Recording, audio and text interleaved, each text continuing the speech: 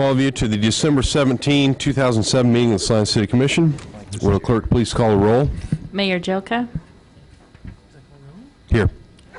Commissioner Larson. Here. Commissioner Peck. Here. Commissioner Perney. Here. Commissioner Vanier. Here. I'd like to invite all of you to join us in the Pledge of Allegiance in a moment of silence. Pledge allegiance to the flag of the United States of America and to the republic for which it stands, one nation, under God, indivisible, with liberty and justice for all. Thank you.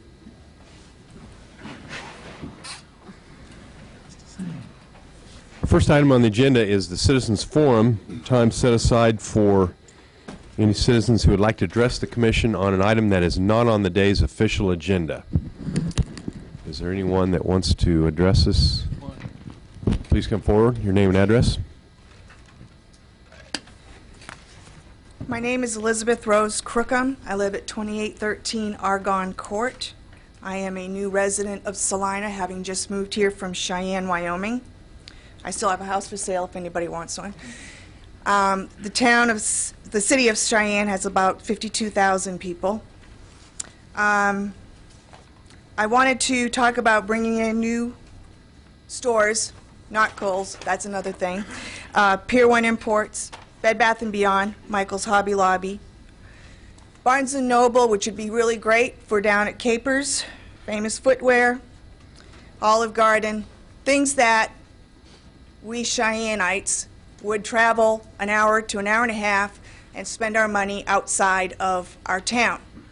Well, Cheyenne finally got smart, and now they have all of this. And people are staying in town. There's more employment, and people are happy, and the money's staying in the town. My other questions and my other observations, being since I'm new here, is an expanded recycling program. I don't seem to see any other than going down to the little place here off of 4th Street. Sidewalks and bicycle walkways. I live over on Country Club Road. I will not walk that road. There is no sidewalk. There are ditches. And it's only 3.1 miles from my house to the YMCA, and I'm not going to walk it. It's too dangerous. Too many people are flying by too fast. I have a question with regards to the new neighborhoods that are going up. I understand that my neighborhood is kind of a new neighborhood, and wondering why power lines are not, and telephone lines are not underground. It would seem to me that that would be a safer thing for Kansas. It is for Cheyenne. We get 70+ mile-an-hour winds. We clocked in at 105 last year. Breezy day. And if anybody knows anybody in the high places at post office, their flag is hanging up the wrong way on Ash Street. But I will call the, well, it is. It's hanging up the wrong way. So, thank you. Any additional citizens want to come forward for the Citizens Forum? Seeing none, we will continue on. There are no awards and proclamations today, so we will move on to public hearings and items scheduled for a certain time. Item 5.1, public hearing on the 2007 budget amendments. I will open the hearing and call on Mr. France.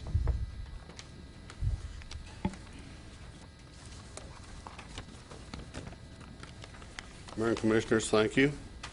This is a hearing on a proposed amendment to the 2007 budget. State statute provides that the annual budget may be amended, provided that prescribed notices and hearing process is followed. Budget may be amended to account for unanticipated revenues, however, taxes may not be changed by an amendment process. The notice for this hearing has been timely published. This year there are several amendments necessary to complete the year. In the general fund, we need to increase the interfund transfer to support the Bicentennial Center from $150,000 to $310,000. Center has experienced some long-term challenges with reduction in rentals and other income and continuing increases in some cost sectors, most particularly food and beverage costs. Bicentennial Center fees have been increased, however, performance has not been adequate to offset the need for additional supplementation. Support to the Salina Municipal Golf Course through an interfund transfer is also requested. The amount requested is $50,000. This is only the second time that staff is aware that the course has required direct supplementation from the general fund.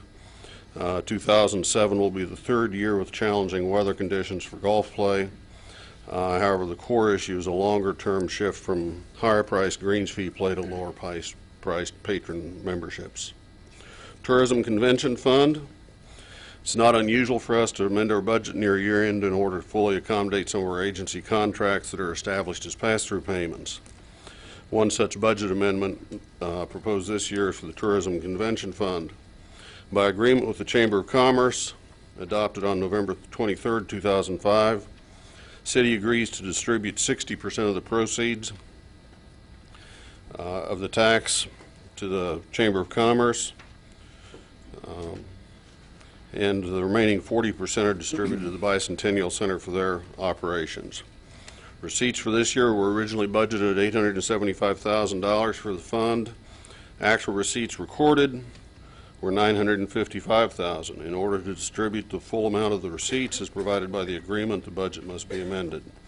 The amendment will increase the distribution to the Chamber of Commerce from $525,000 to $573,450, and to the Bicentennial Center from $350,000 to $382,300. Total authorized expenditures increase only for the Tourism Convention Fund. Sufficient budgetary authorizations are in place in the general fund to support the shift in expenditures. Proposed amendment will enable the city to meet its contractual commitments for the year and enable the Bicentennial Center and the golf course facilities continue operation through the end of the year. Be glad to answer any questions. A couple questions. Can we vote on these separately? Yeah, they're kind of grouped together here. I presume that you could, yes. It's not. You're asking us to significantly increase the subsidy to the Buy Center, yet we're not allowed to channel any of the extra transient guest house receipts to the Buy Center. That is determined by the agreement that you have in place with the Chamber of Commerce at this time. Okay.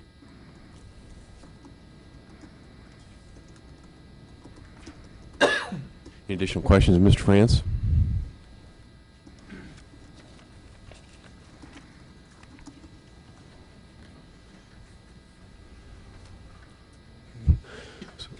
I will invite any public comment. Basically, we have 3 budget adjustments requested. One having to do with Bicentennial Center, one having to do with golf course, and one having to do with the Convention Tourism Fund. Any public comment?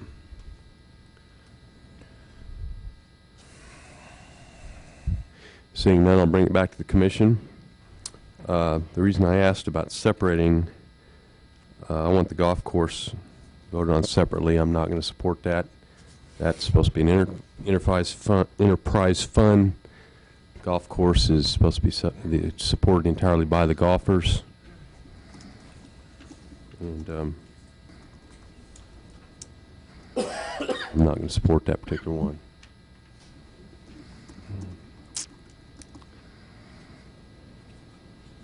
Does maybe have a problem if we separate that and vote on the other 2 at the same time? That'd be okay. Okay, any additional commissioner comment or motion? Do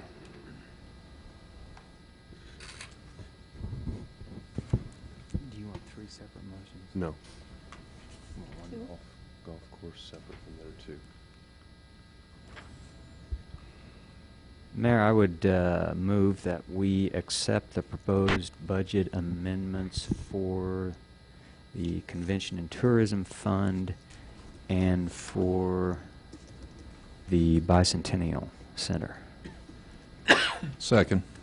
Motion is that we accept the budget adjustments for the Bicentennial Center and Convention Tourism Fund as outlined by staff. All in favor signify by saying aye. Aye. Opposed, same sign. That passes 5-0. Mayor, I would move that we accept the proposed budget amendments for the Salina Municipal Golf Course.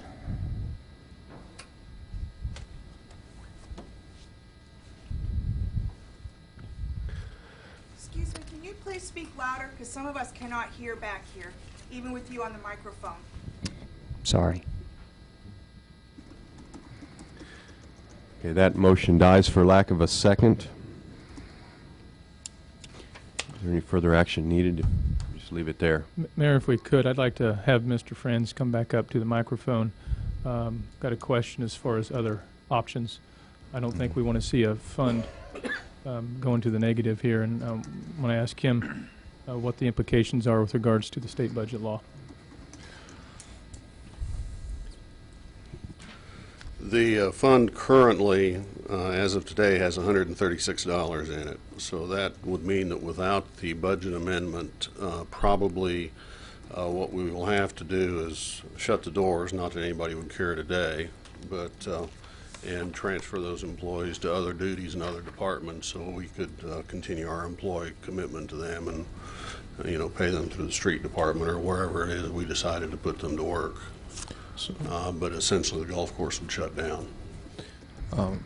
So the $50,000 figure is to hold it in operation until spring when normal operations recur. I would not commit to holding it in operation until spring based on that. I would commit to holding it through the end of the year. That's 2 weeks. That's 2 weeks. But is the implication that that money would be returned to the general fund? That has not been decided. Pardon me? It could be. It has not been decided, is that what you said? Yeah, I mean, it could be. That could be a part of another action. That's if the golf course ever developed a surplus or... That's correct. So Roger's saying it could be provided in the form of a loan versus an outright subsidy. Well,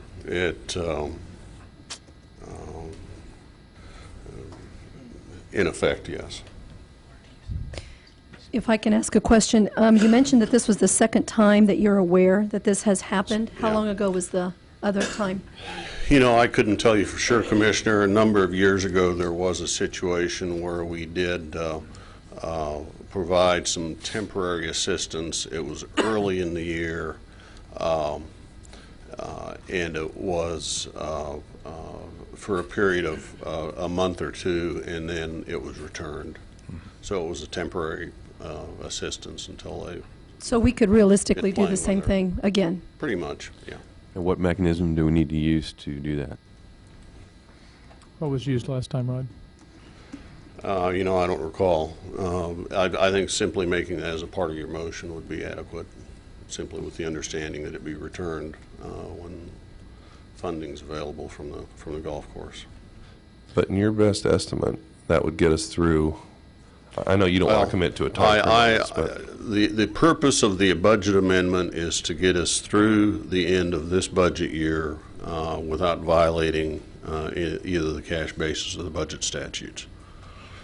Beyond them is, Well, so next year, though, we'll be operating on the new '08 budget, and it can run at deficit for a while till the... no, it cannot can't? run a deficit. Even month by month? Not month, yeah, even month by month. Oh, I didn't realize that. You must always have cash in the fund.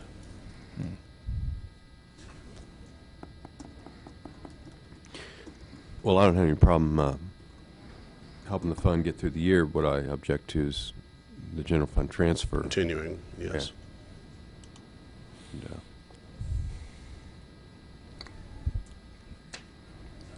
so I would support some kind of motion where that money is repaid next year.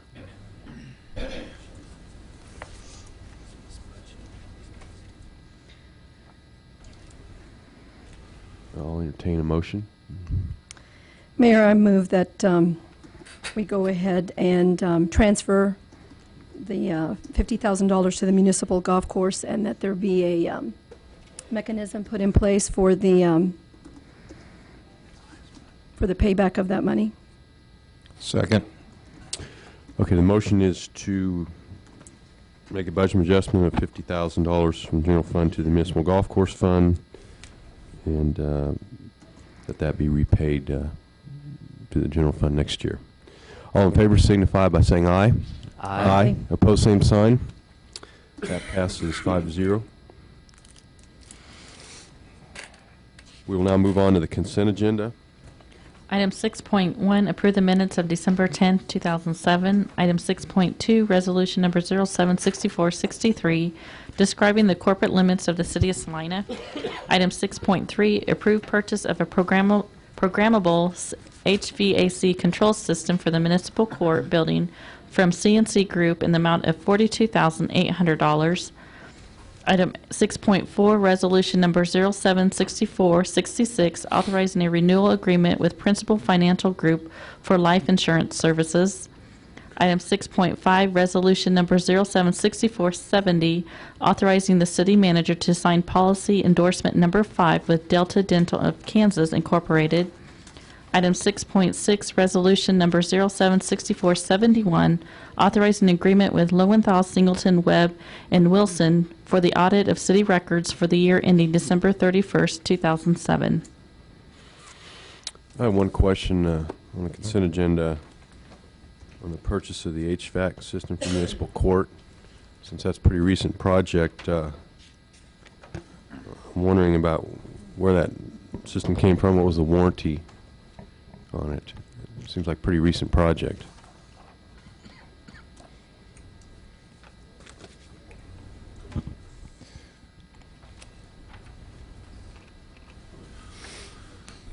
Mayor and Commissioners, I'll try to answer some of the questions. I also have Byron Erickson, who's our facilities superintendent.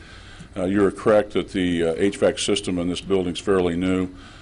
We have had constant problems with the 3 systems and controlling the temperature in those areas in that building from day one.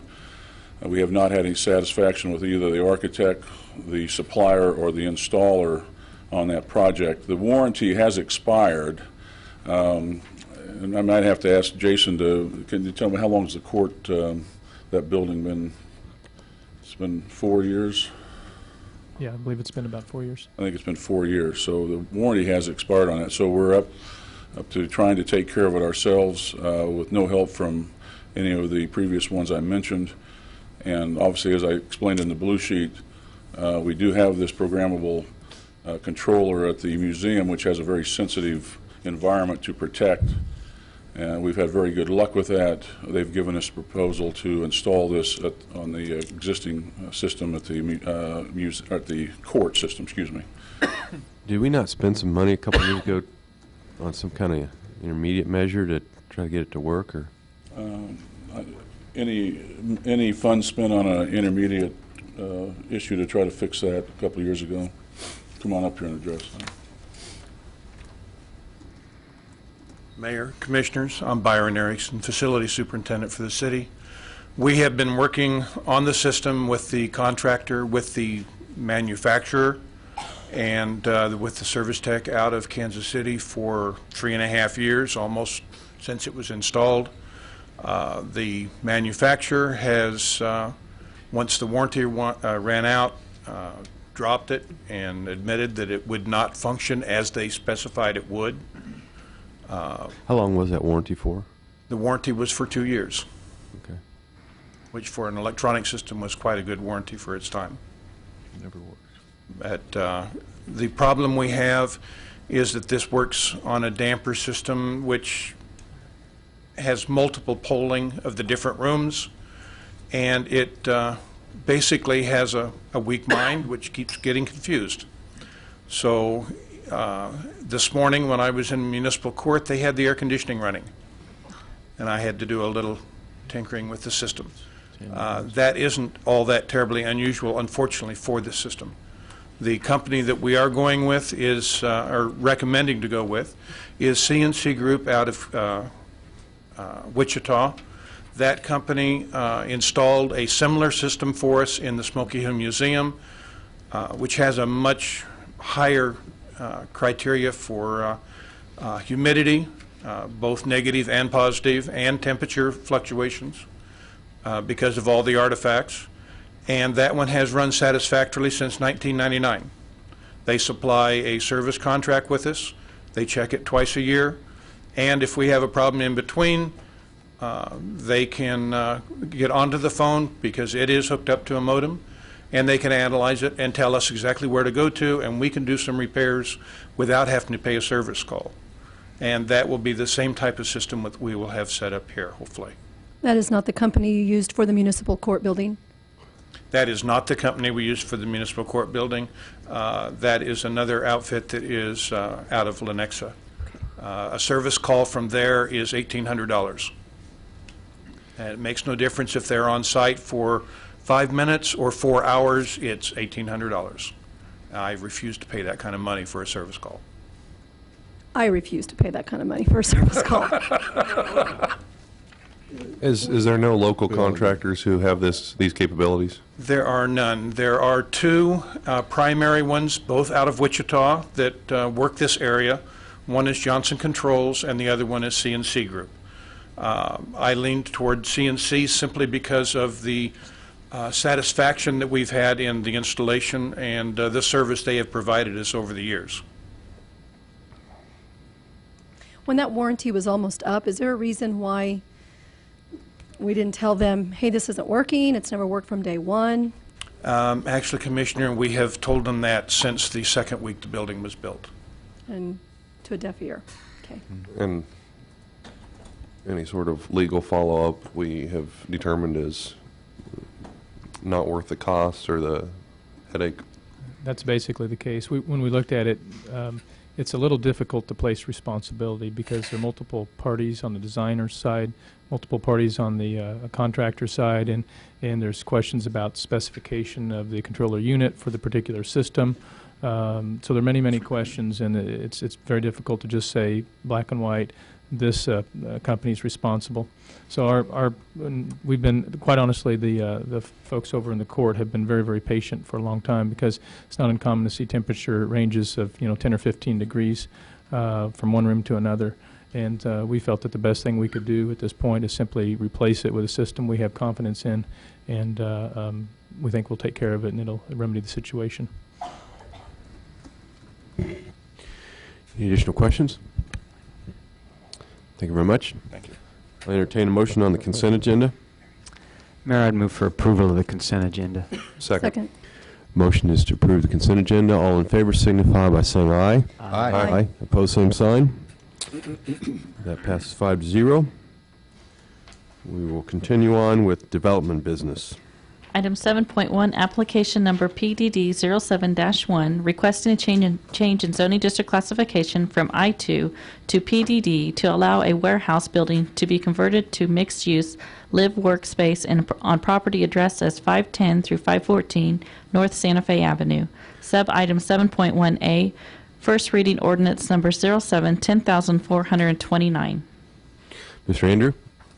Thank you, Mayor. Mayor and Commissioners, this is an application that was filed by Mark Interconnect on November the 5th, and the application was to change the zoning district classification for a warehouse building on North Santa Fe from I-2 Light Industrial to a planned development district, and with the plan being to convert the building to a mixed-use live-work space.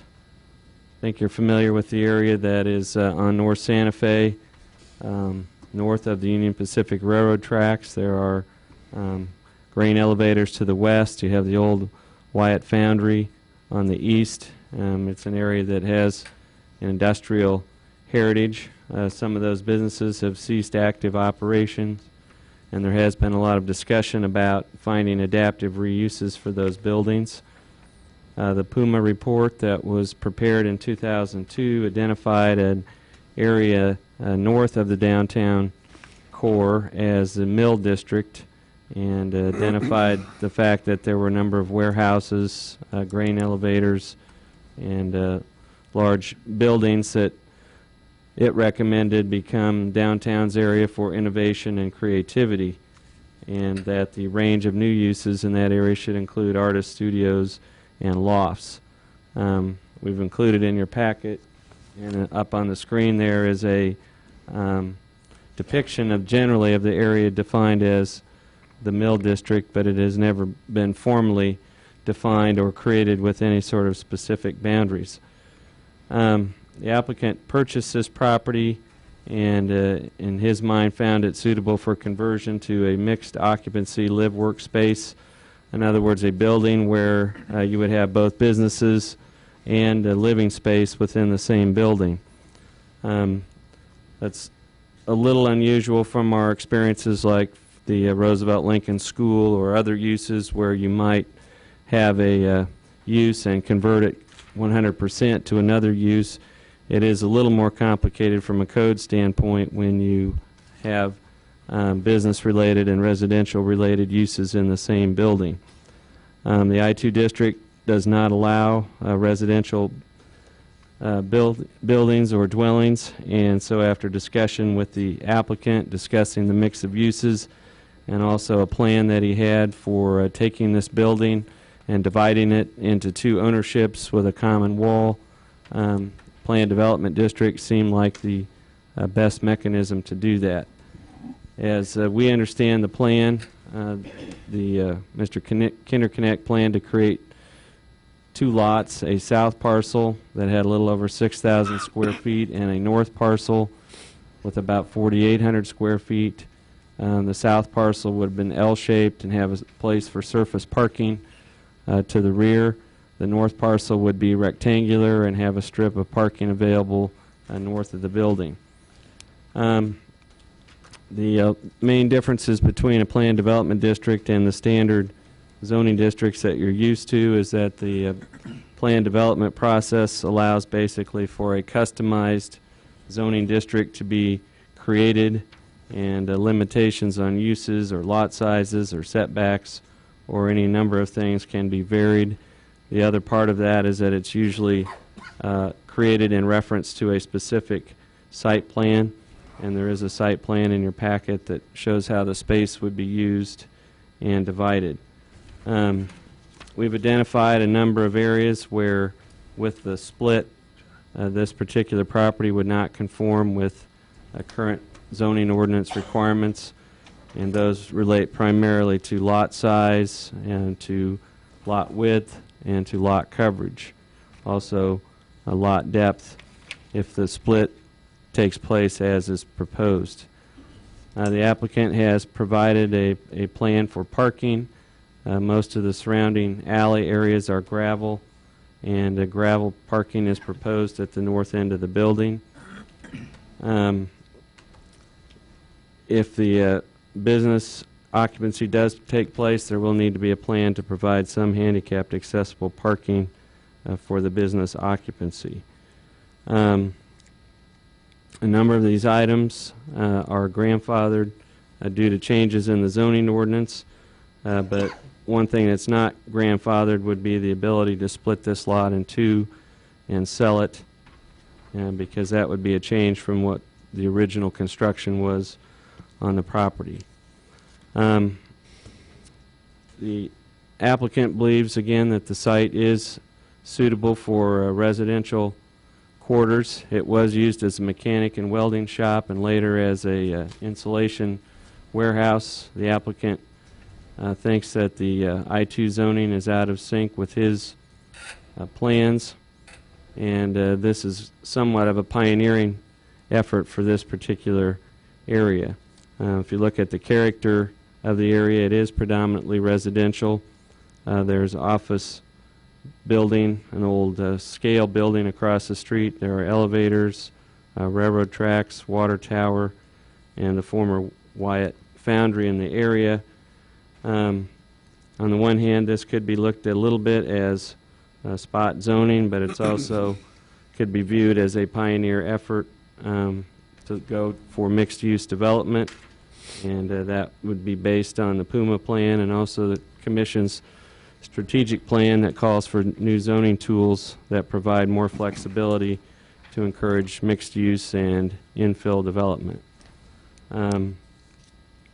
So in terms of the comprehensive plan and the zoning, the surrounding area is predominantly identified as industrial, but rather than looking at amending the map for this particular project, we think that the pending update of the community's comprehensive plan is probably the best vehicle for addressing this area by defining just geographically where the mill district is and what incentives or encouragement the commission wants to give to allow this type of mixed-use development to occur in the future.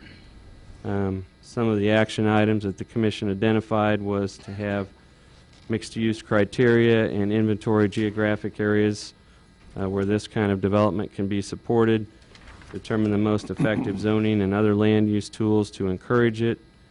And right now, the planned development district is the best and only tool that we have available. The public hearing on this application was held on December 4th. The minutes of that are attached. Followed presentation of staff's report, comments from the applicant and specifically his architect, and comments and questions from commissioners. They voted 6-0 to recommend approval of a planned development district with I-2 development standards with the conditions that you see identified on page 6 of your report. Due to a sale of the property, it's unlikely that Mr. Kinder Connect will be the one that will actually carry out the plan that you see there. But this particular planned development district would run with the land regardless of ownership. I think the only other thing I would point out is what we've attempted to do in the ordinance that's attached is identify all those areas that don't comply with current zoning requirements and to identify those and call those out in the ordinance. I think with that, I'd do my best to answer any questions that you have about the application. I believe the applicant is here and perhaps his architect as well. Questions of staff report? I just have a quick one. Mr. Andrew, I'm a little bit confused. Is the business and the live area, it would be like the business owner would have a business there and live there? Or you're just going to have this one-bedroom? Not the way that this is set up, so that is not a restriction. So you would have a business, and you could theoretically have a one-bedroom apartment right next to it for rent or the sale? applicant's desire was not to have the flexibility of not having the business and the workspace and live space tied together. Okay, I want to make sure I understood that. Conceivably, you could have a business occupant here Right. in storage, and this could be rented out to somebody who is an artist or somebody completely Okay. unrelated To the business. and the same would happen here. So Okay. it's the way that the planned development district is structured is to give that freedom and flexibility. Okay, that's how I understood it. Thank you. Okay.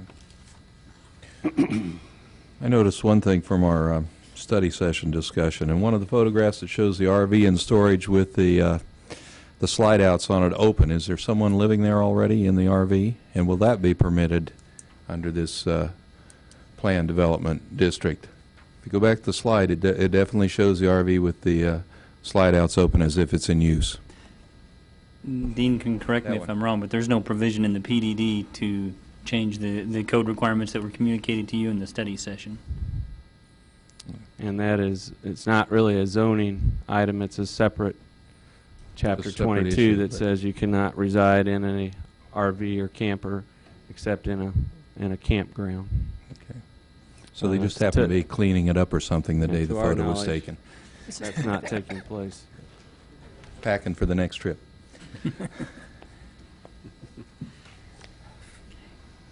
Additional questions of staff? Yes, the only other thing we note in that photograph, that storage building that's there cannot remain there, and it's not part of the planned development district because that is located in the platted alley and needs to be relocated.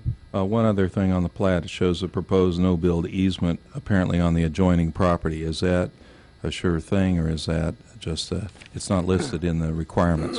It's not listed in the requirements, but it would be a building permit related item that would have to be addressed if there was actually that physical conversion took place.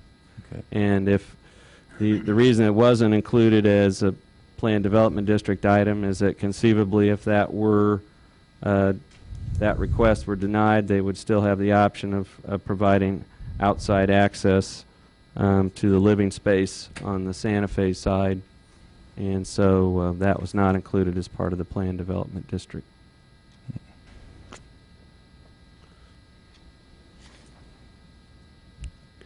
Additional public comment, or additional questions to staff, rather?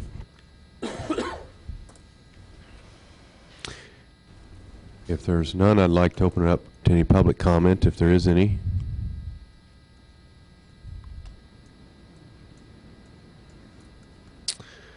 Seeing none, we'll bring it back to the commission.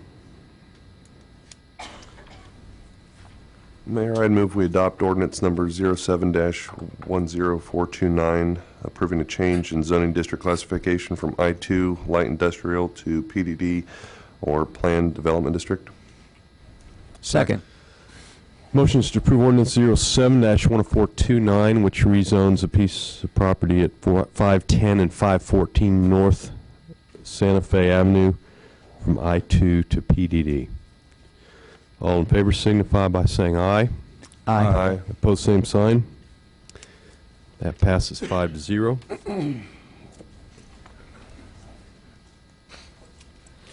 We will continue on with items of administration.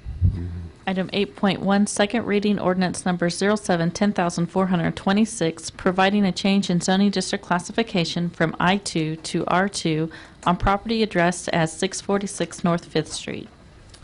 It is passed on first reading at our December 10th meeting. I would entertain additional public comment if there is any.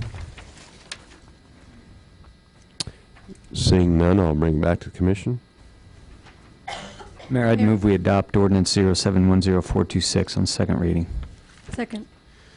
The motion is to approve ordinance 07-10426 on second reading, which rezones a piece of property at 646 North 5th Street from I2 light industrial to R2 multifamily residential.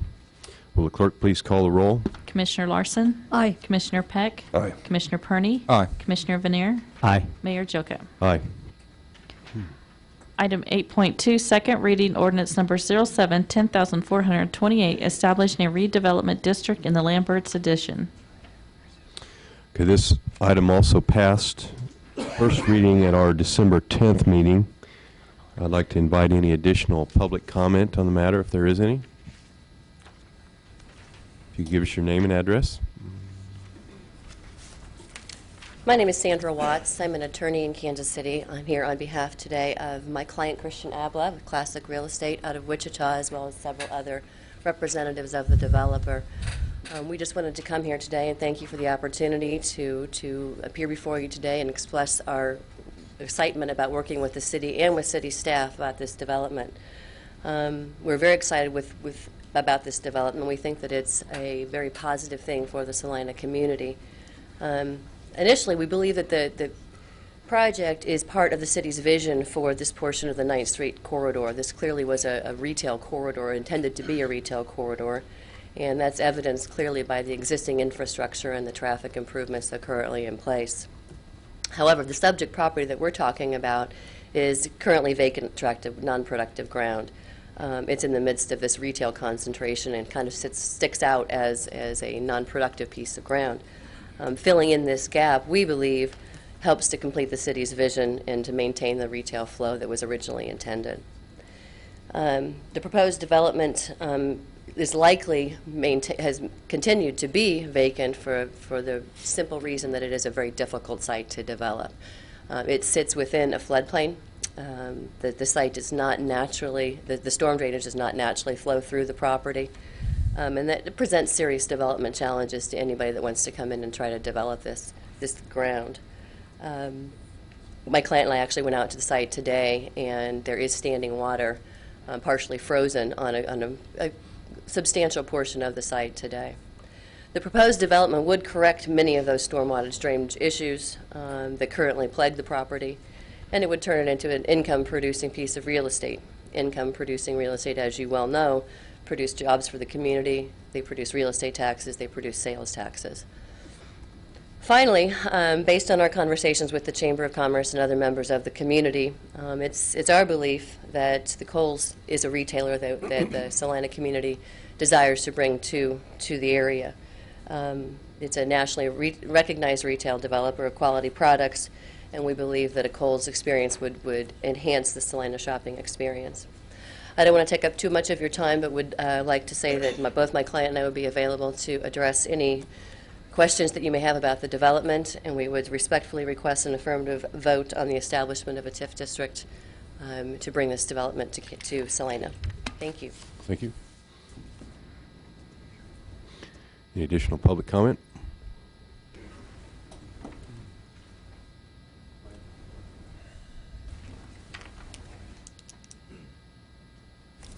Mike Hoppick, 914 Oak Lane. I feel like supporting this development is a positive step for Salina and follows along with the City of Salina's economic development plan that was previously approved by the City Commission. I believe that this is an excellent test for the tax increment financing. We have a property that will probably never be developed without some type of assistance because of the extra costs associated with the development of this land. We also have a retailer that a significant number of individuals in Salina wish to see. The Chamber of Commerce had a survey they did within the last year, and on that survey, Kohl's was listed as the preference of shoppers 29% more often than any other store that respondents would like to see in Salina. Also, Kohl's was listed as the top store that people in Salina shop at more than 30% of the time when they leave town. One of the things we must do is to keep a vibrant retail district in Salina. We need to keep the current dollars here.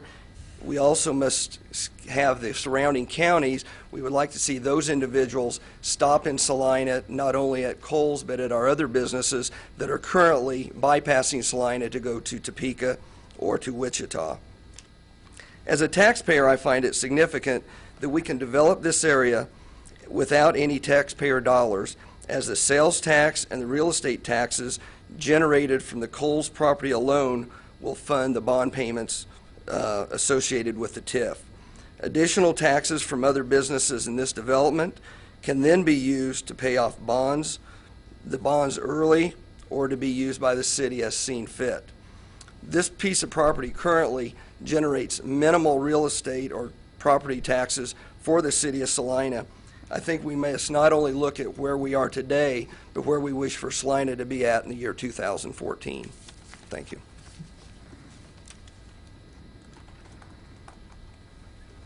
Any additional public comment?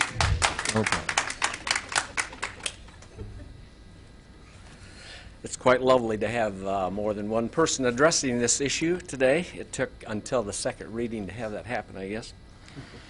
My name is Gary Schwarzenegger, 528 South College here in Salina. As I mentioned last week, I appreciate again the Chamber and city staffs developing and proposing the tax increment financing for a new Kohl's store. By the way, a question just occurring to me, was there an opportunity for any local developers to bid the job? I have no idea. Last Monday was the first reading decision for you commissioners. Today is the second reading. I want to address this to staff. Was there any particular reason? There has been no public notice via any media about the Kohl's project since November 5, and no media notice that Kohl's proposal was on the commissioner's agenda last Monday or this Monday. Deferring local taxpayer dollars for an out-of-town developer and an out-of-town Kohl's store is a very important decision. It appears there's been a predetermined reluctance to encourage the public to give input one way or the other until tonight, this afternoon. Reminds me of the way the county handled the proposed new expo center south of town recently. The public finally got to express their sentiments in the voting booth a little over a year ago. I do not think the Kohl's proposal qualifies as a tax boondoggle, but it may qualify as a potential tax boomerang. Commissioners, anytime you consider offering corporate welfare to the already rich and famous, few, you potentially jeopardize the many average John Q. citizens' ability to establish and/or do good business. I appreciate some of you, local downtown property owners, receive some degree of tax incentives and/or subsidies or abatements for development and/or redevelopment. Commissioners, if any of you wanted to expand your businesses into the proposed new development, could you? Or is the opportunity only for a few out-of-towners? Now, I realize, I hope none of you are going to flip-flop tonight.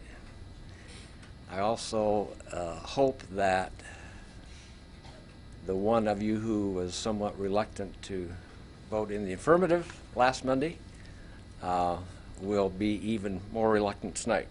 Commissioners, I encourage you to consider whether or not you really want $165,000 to $150,000 taxpayer dollars per year going to pay back a $3.3 million speculative 20-year investment in out-of-towners.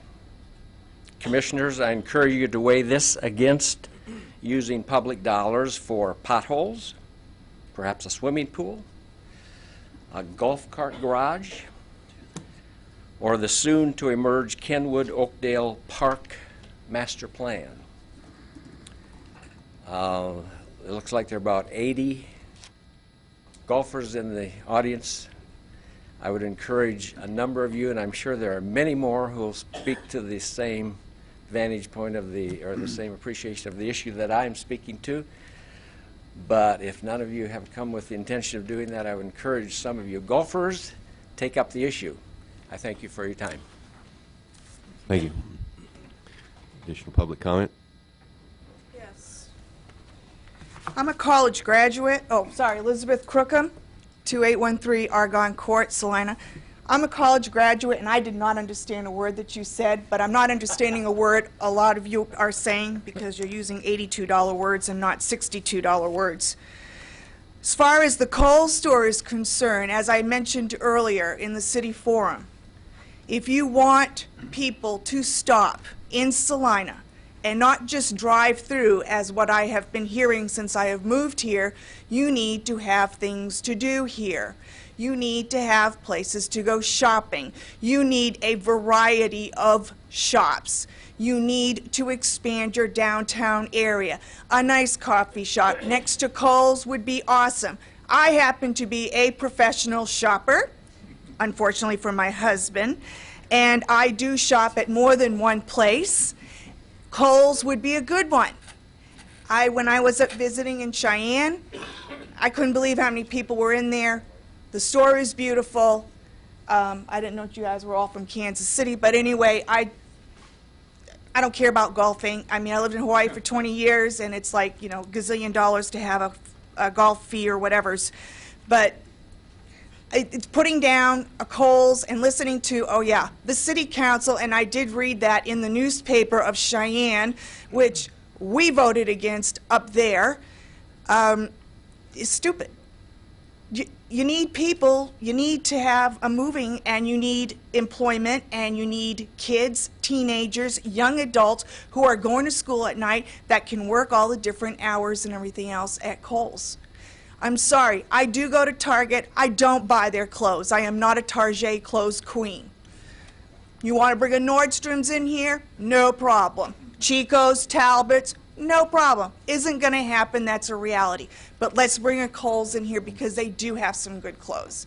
They do have all of that other stuff that we want, and it makes us women happy.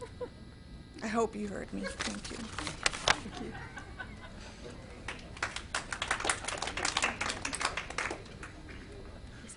Additional public comment? Oh, okay. Sir? My name is Jack Stewart, 679 South 10th. I think it's the whole idea of using tax money to pay part of the overhead of a large commercial establishment like Kohl's is the wrong thing to do. The best comments that have been made on this was delivered by our mayor last week at this meeting, and in which he expressed his opposition to this whole concept. We do not need to use the taxpayers' money from Salina in the manner of creating corporate welfare for a company like Kohl's to pay part of their cost of doing business. All the other retailers here in Salina pay their own cost of doing business. Let Kohl's pay their total cost of doing business. Let's do not do this thing that's going to take this tax increment financing. Let's not get down the road of corporate welfare. Vote against this. Additional public comment?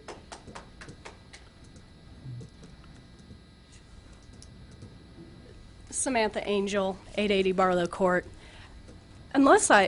Maybe I misunderstand how this is working, but it's my understanding we're talking about a vacant piece of land that's been vacant for about 40 years, and that the tax money the city sees on that vacant lot is between $400 and $500 a year. Further, that land is not going to be developed in a floodplain if the city doesn't pass the TIF and help Kohl's get that land developed and bring it in. It's my understanding that the increased tax base on the developed land will then go to pay off the bonds. So it's my understanding that worst case scenario, the city of Salina is going to lose $400 to $500 a year in taxes. Maybe I'm simplifying it too much, but bottom line is that's how I understand it. I do feel like I need to defend some of my Kohl's supporters that weren't here last week. I think Mayor Jilk asked where we all were last week, but as everyone knows, Kohl's... And somebody else. Somebody up here. Sorry. Kohl's caters to families, and Kohl's caters to young families. And so, of course, at 4 o'clock, all your young families are home taking care of their school-age kids instead of getting a babysitter, or, as a few brave people did today, bringing their kids to a city commission meeting. So I know there's supporters out there. They just have young kids and didn't want to disrupt the meeting. The other thing I wanted to address is this idea that if Kohl's doesn't like us just like we are, then who needs them, let them go somewhere else. I think that sends such a negative message to all of the local residents of Salina, because there's dozens and dozens and dozens of people in town who go to Wichita to shop, who go to Topeka to shop, who go to Kansas City to shop, and they're shopping at Kohl's. I have a friend that's at Kohl's in Wichita today doing all of her Christmas shopping. So if we're going to tell Kohl's we don't need you, in effect we're also telling all of those residents in town we don't want your money either. We know you shop at Kohl's. We know you get online and shop. We know you're spending your money in Wichita. We know you're spending your money in Kansas City and Topeka. But if you don't like Salina just the way it is, we don't need you. We don't need your money. Spend it somewhere else. So what we're in effect doing is supporting these other communities, spending our money in these other communities, and enhancing those communities, helping those communities grow. And I just can't believe that this city commission wants its legacy to be a stagnant retail development in Salina. So I'm in support of this TIF. Thanks.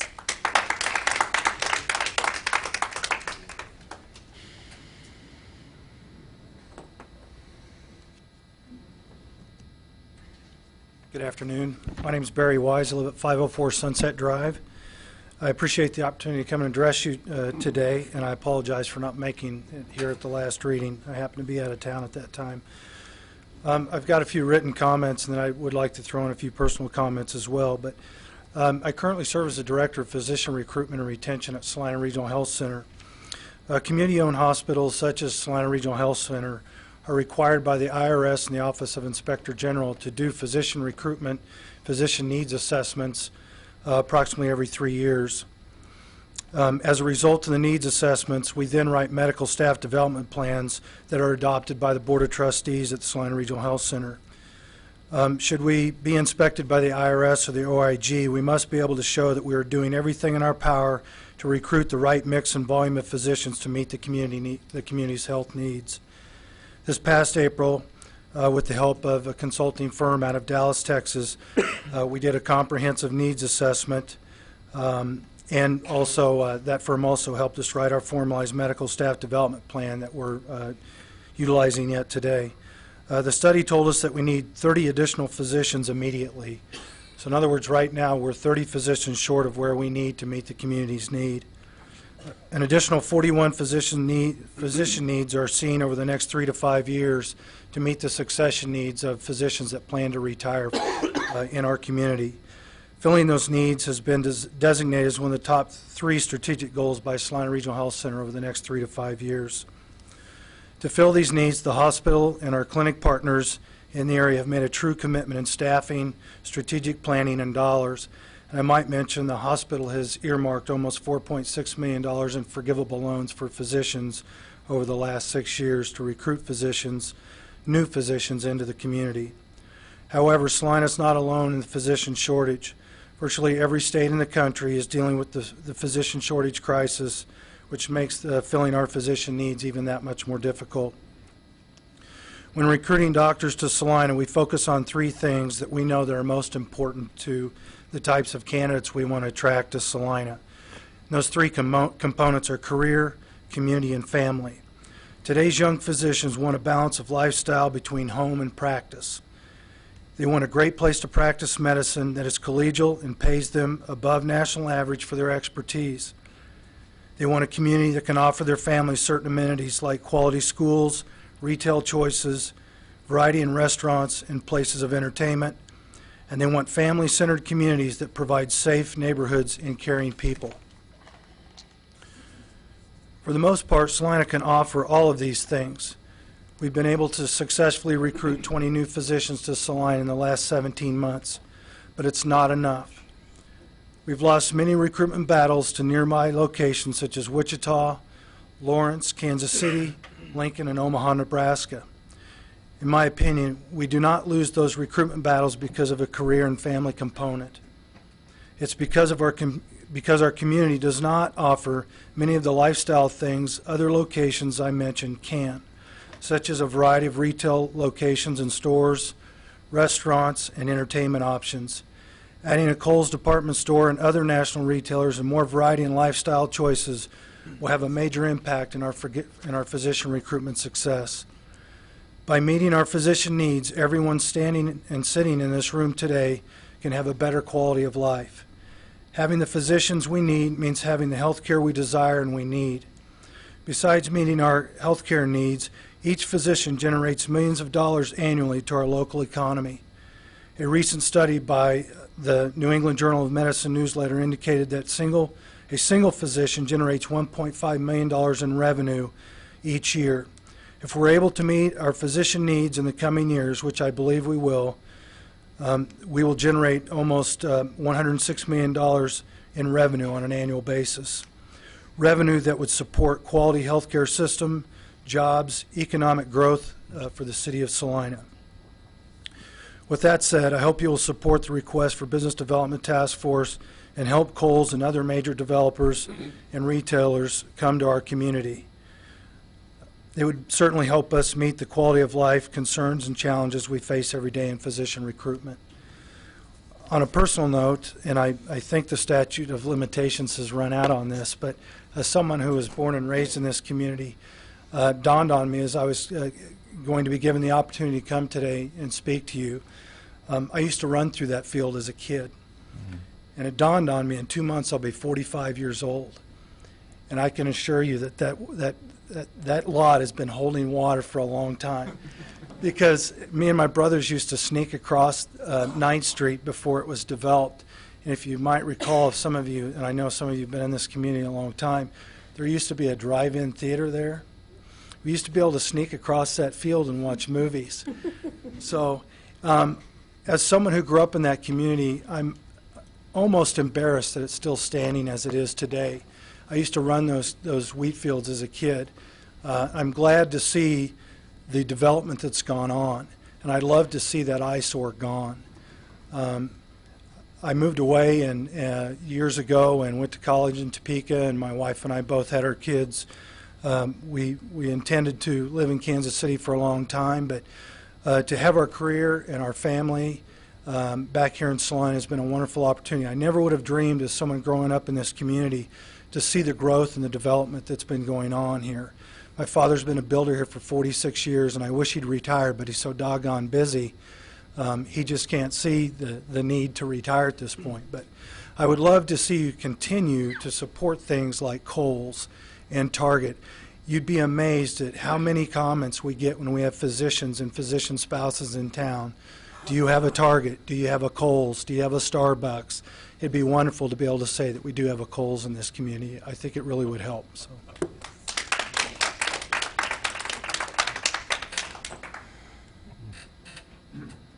Additional public comment?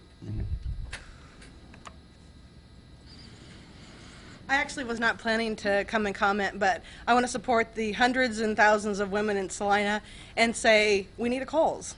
We're driving to Wichita. We're spending our money in Wichita. We don't just go there and buy things at Kohl's. We go there and shop at their malls and spend hundreds, if not thousands of dollars.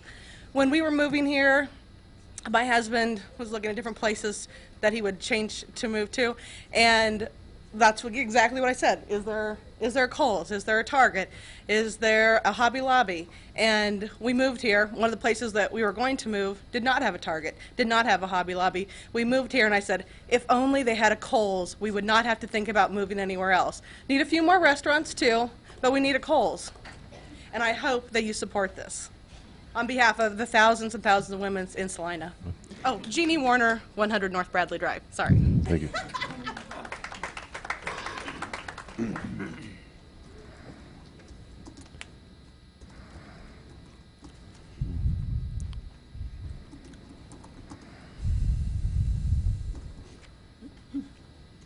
I'm Sidney Schultz, live at 1218 East Ellsworth, and I want to make a comment about this. I feel like supporting Kohl's. We need a Kohl's, fine.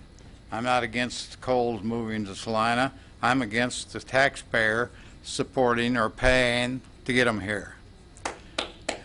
I used to run the projectors out there at that theater that fellow was talking about.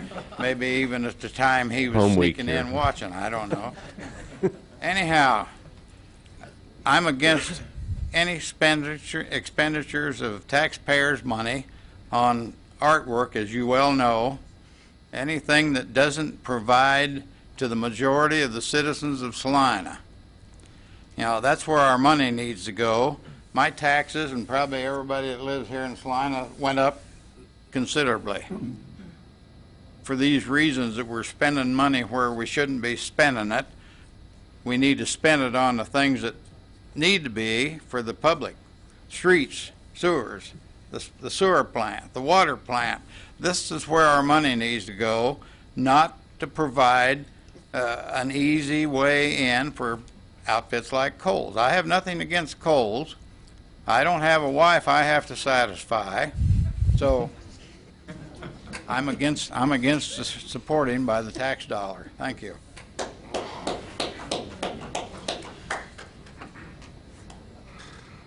Additional public comment?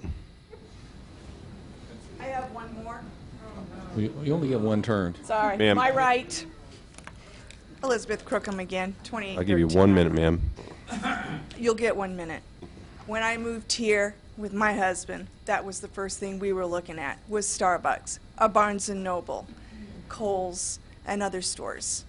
That's the reason why we came, was because there was a Capers. There was no Barnes & Noble. We could deal with that because we shop online. I'm just letting you know. And sir, you need to buy clothes. That's why you didn't have a wife. Additional public comment on ordinance number 07-10428.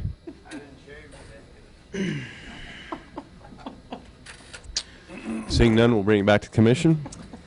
Mayor, I'd move for adoption of ordinance 07-10428 on second reading. Second. May I make a comment before we vote? Please do. Salina shoppers, and I'm apologizing to my supporters, Mr. Stewart, Mr. Schwartzendruber, and some others. I'm here to flip-flop. Not really. I've really spent a lot of time studying this issue in the last couple of months, and especially the last week. I've been to group therapy sessions. I've polled everybody I've seen. I've talked to the developer. As it turns out, as near as I can tell, every female Salinian under the age of 50 is 100% for this. There are very few of the female persuasion of any age that are opposed to the idea. There are a few businessmen that bring up the whole subject of the form of subsidy of a retail business, and these are the same reasons that I voted no in the previous session. But I've decided to support this TIF all the way through. It is a coming way of financing things. I don't expect great things out of the project, but I do expect to see some good things. I expect to see a site developed that is the right place for additional development. It's a site that has been pointed out again today that needs to be developed so long as we are committed to having a commercial strip that runs all the way from Cloud to Waterwell. And we are committed to that. There's no way around it.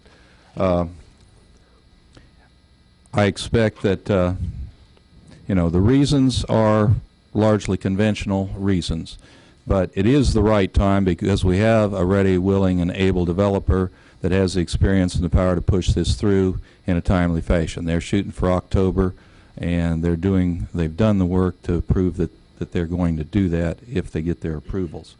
I also have an informal and understandably informal agreement and goal and wish that one of the good things that I'd like to see out of this, and it is possible, is that at least one of the 5 eventual businesses ends up being either a local business or at the least a business franchise that is owned by a local developer. And I know that's just a goal, but I do have at least some feeling that that may happen and is a possibility.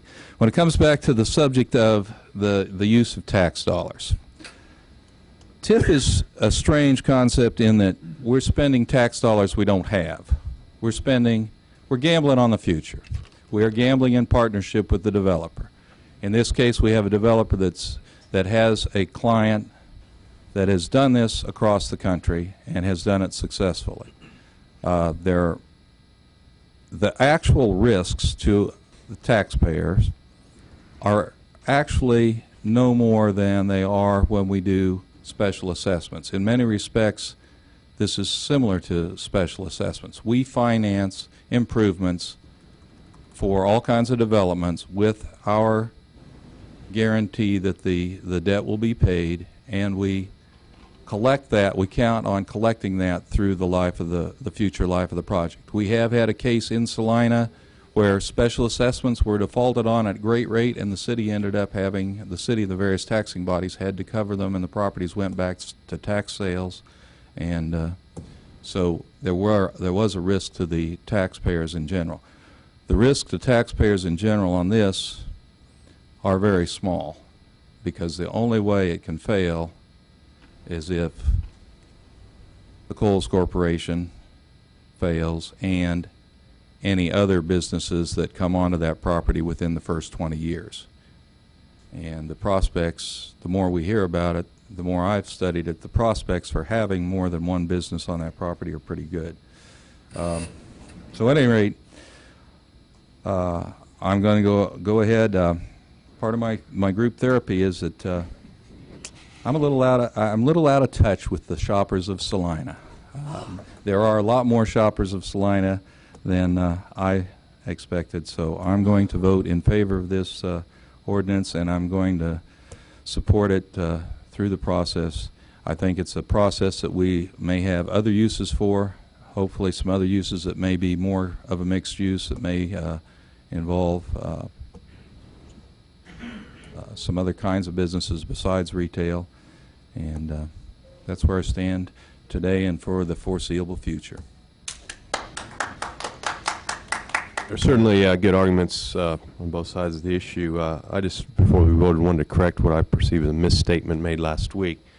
There was a statement made by a couple commissioners that comparing this to the neighborhood revitalization program north of Salina, saying that we've been doing this kind of thing all along. In point of fact, Salina has never provided a sales tax incentive for development in its history. Any additional comments? Mayor? Oh, I'm sorry. I didn't want to introduce. wanted to take just a moment, if I could, to make sure that you were aware and all concerned to know that I wanted to introduce Gina Rieckhoff, who is serving as the city's counsel, special counsel on this matter. Gina made the trip over from Kansas City as well. She's with the firm of Gilmore and Bell, who also serves as the city's bond counsel. Gina was happy to be here last Monday, but we thought that as the weather was predicted at that time, that it was not wise for her to make that trip over.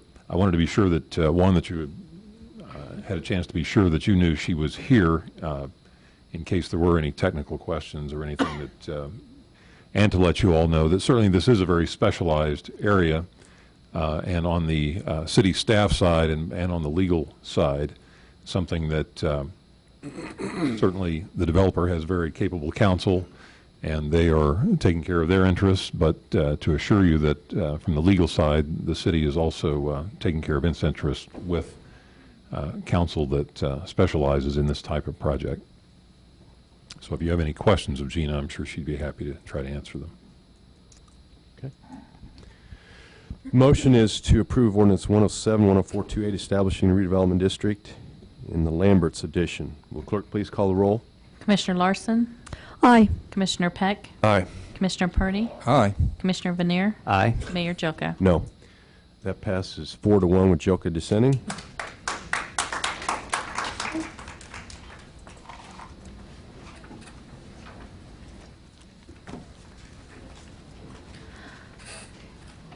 Item 8.3, resolution number 076464, finding the advisability and authorizing improvements in the Quail Meadows Estates addition. Mr. Place? Thank you, Mayor and Commissioners. The attached petition was submitted requesting certain street, drainage, water, and sanitary sewer improvements to serve 42 residential lots in Quail Meadows Estates Phase 4. The petition is signed by the owners of more than half of the area liable to be assessed under the proposal and therefore meet the statute requirements for sufficiency. The engineering feasibility report for these improvements is attached. 100% of these improvements are to be assessed to the benefit district. It is a recommendation that the City Commission approve resolution number 076464 of advisability and authorization establishing the Special Assessment Improvement District and authorize staff to set the bid date for the project. I'd be happy to answer any questions you may have. Questions of Mr. Place?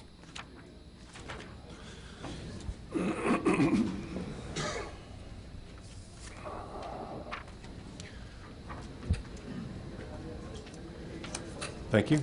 Seeing none, I'd like to invite any public comment if there is any. Doesn't appear to be any, so we'll bring it back to the commission. Mayor, I move that we adopt resolution number 076464, the approval of advisability and authorization resolution of number 076464. Second. Motion is to approve resolution 07-6464, finding the advisability and authorizing improvements in the Quail Meadows Estates addition. All in favor signify by saying aye. Aye. Aye. Opposed, same sign. That passes 5-0. Item 8.4, acceptance of utility drainage easements in the Quail Meadows Estates addition. Mr. Place? Thank you once again. This is just an addition to the authorization we just had. Additional easements are required to construct the storm drainage system in the next phase of the Quail Meadows Estates subdivision. Dedication of these easements provides the instrument to protect this portion of the drainage system. We recommend that you accept the offered drainage utility easement for Quail Meadows Estates on Lot 1, Block 8, and Lot 1, Block 9 of the Quail Meadows Estates addition in the city of Salina. I'd be happy to answer any questions. Questions, Mr. Place? Mm-hmm.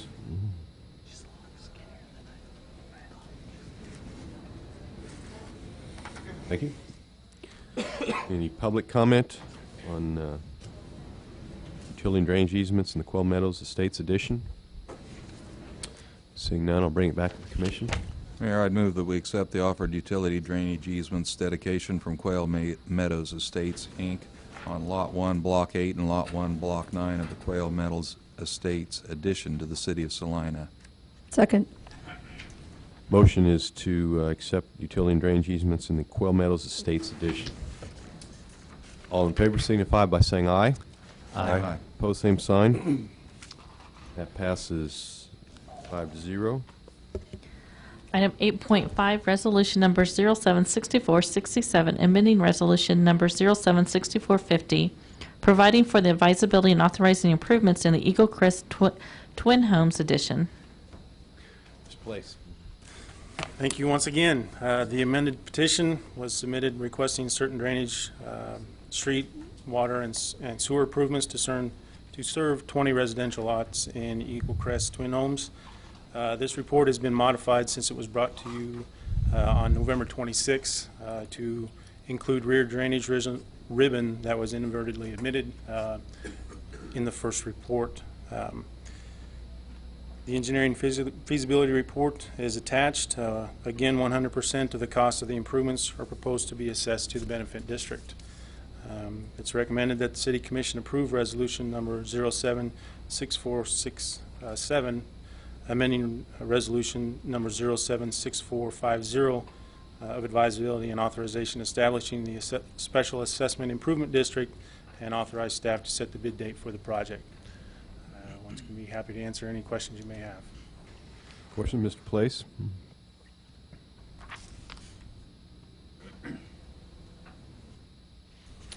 Let's sit down now. We're good. Any public comment? Commission action? Mayor, I move that we approve resolution number 076467, amending resolution number 076450. Second. Motion is to approve resolution 07-6467, amending resolution 07-6450, providing for the advisability and authorizing improvements in the Eagle Crest Townhomes Edition, Twin Homes Edition, I'm sorry. All in favor signify by saying aye. Aye. Opposed, same sign. Passes 5-0. Item 8.6, receive and review the 2006 audit report.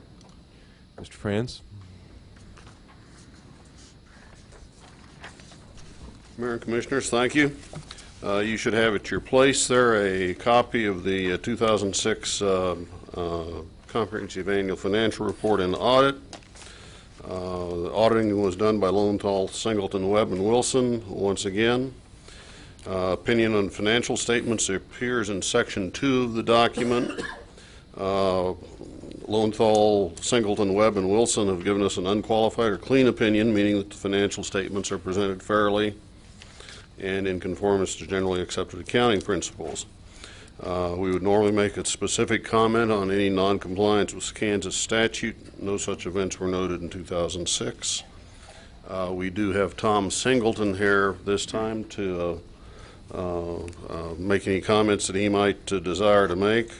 We've worked with these folks for a number of years, and they're very familiar with the city of Salina, and they're good to work with. They come and cause us trouble for 2 or 3 days, and then they're gone. So, Tom? Thanks, Rod. I appreciate it. As Rod mentioned, I'm Tom Singleton with Lowenthal, Singleton, Webb, and Wilson. A couple of things I want to emphasize in the materials that you have there concerning the 2006 CAFR. I want to reemphasize the fact that you do have a clean opinion on your audited financial statements. As auditors, we can issue a number of opinions. This is the best opinion that we issue, and it reflects in a very positive way on the financial management of the city. In addition, there was a separate letter concerning a new governmental standard from the Governmental Accounting Standards Board, Statement 45, which concerns other post-employment benefits. The reason I want to mention this is that it will require the city to contract with an actuarial firm to perform an actuarial study to determine the costs and the other liabilities that are connected with this particular compliance with this particular statement, and that study will need to be done, I believe, in 2008. So that's really the only comment I wanted to make at this point. I'd be happy to answer any questions if there are any. In your letter, you make a comment concerning inventories. Yes. Basically, what we're saying there is that in terms of the comments we could make, that particular letter is what's called a management recommendation letter. These are relatively minor comments related to administrative matters that we think the city could be doing better in terms of managing the inventory. Those are done, but our recommendation is that there be independent review of those particular accounts that are done. It's relatively minor comment. Thank you. You're welcome.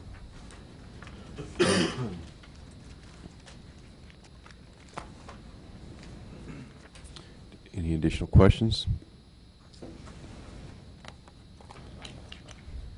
I do have a question. The actuarial study, will that study such things as I just mentioned, the potential long-term risk for the level of special assessments that are outstanding in the community and such things as the TIF, or what kind of things does it study? It's very focused on the liabilities associated with what are called the other post-employment benefits. These are the benefits that are provided when the city complies with Kansas Statute 12-5040, where you make participation in the group health insurance plan available to retirees. So it's it's very the future medical and health costs of our employees, Yes. largely. Okay. That's always scary. Just a comment. Appreciate the I didn't understand overall very positive pronouncement. It'd be nice next year if we could get this like the weekend ahead of time to have a chance to look at it a little bit before going through it instead of looking through it on the fly.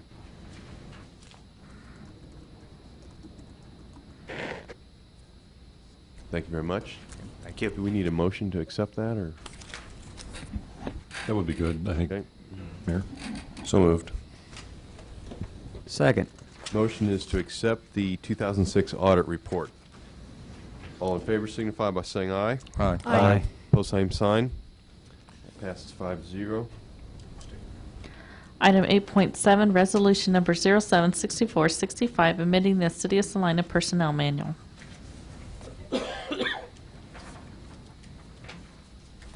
Thank you, Mayor and Commissioners. Before you is the blue sheet listing the summary of the proposed changes as well as a packet. The packet are the articles straight out of the personnel manual with the proposed changes. Rather than go through each one of these one by one, I'd be happy to answer any questions. I will make a comment on the table of contents. The only thing that has changed on there to this point are the additions of the Statement of Organizational Values and the Statement of Management Values. We thought that was important to go ahead and pull those actually into the manual. The formatting, such as the page numbers and the referencing the different sections in the articles, that has not been edited to reflect any of the proposed changes, but it would be the last step to reformat as changes are adopted.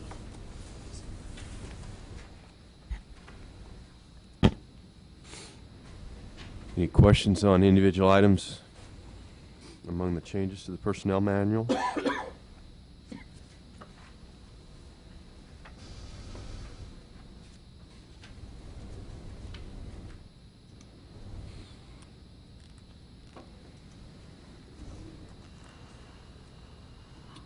Seeing none, thank you very much. I'd entertain any public comment, if there is any.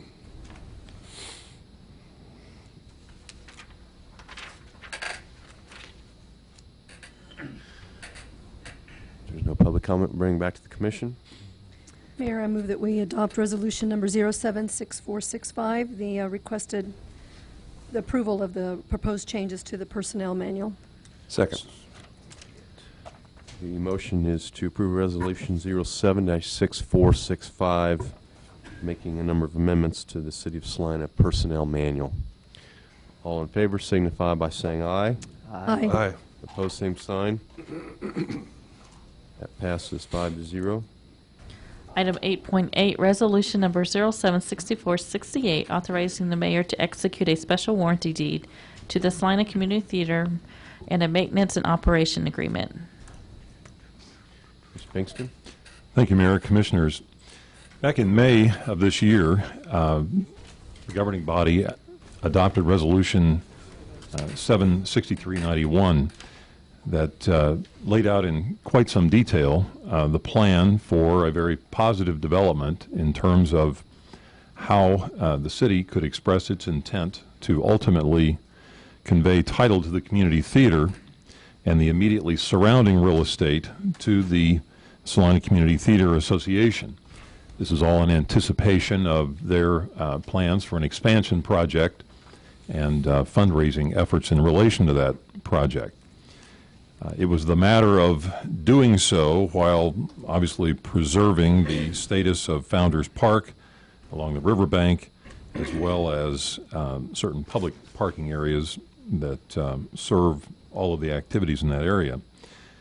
We had a situation where we wanted to be sure that we laid out in detail certain things that had to happen before that transfer could occur, and recognizing that there would need to be certain things that would happen after the transfer in order to complete the project. That led to a combination of outlining certain conditions precedent to the transfer and certain conditions subsequent to the transfer. And I'm pleased to report that I guess we're at the first step as that plan comes to fruition, and certainly appreciate the fact that those responsible on behalf of the Salina Community Theater Association have completed those conditions precedent to the satisfaction of the city staff's review. Those involved the preliminary architectural building design and the site plan for the proposed expansion, as well as the preparation of a recordable survey and legal description of what we've identified as the theater real estate for transfer by the city to the Salina Community Theater Association. I believe their executive director, Michael Spicer, is here with us this afternoon. I think I saw Michael earlier, and I'm sure he would be better suited to answer any questions you have about the project or how things are developing. But as I say, I can report that the plan is falling into place. They have taken the actions that we asked of them.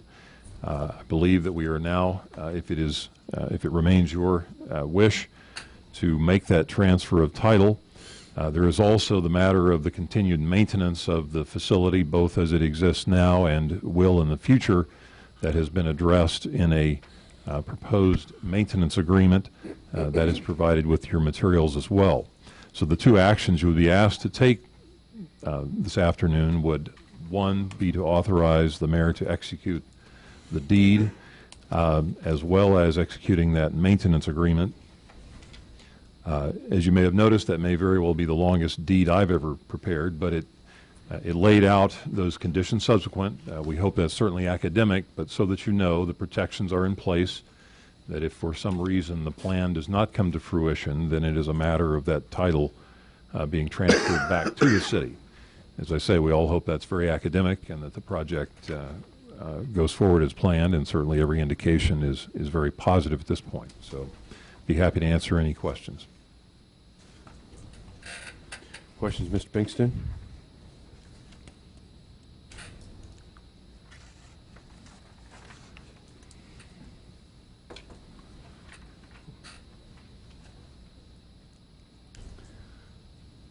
Seeing no questions, I'd invite any public comment, if there is any.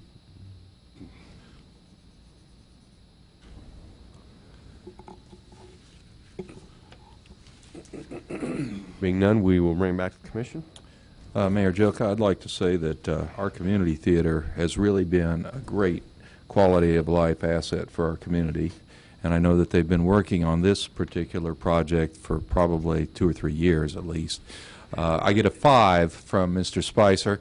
I know Jack Stewart has been one of the stalwarts on stage and off stage for years, and so I would be very pleased to make the motion that we approve resolution number 076468, authorizing the mayor to execute a special warranty deed to the Salina Community Theater Association and a community theater maintenance and operation agreement be approved.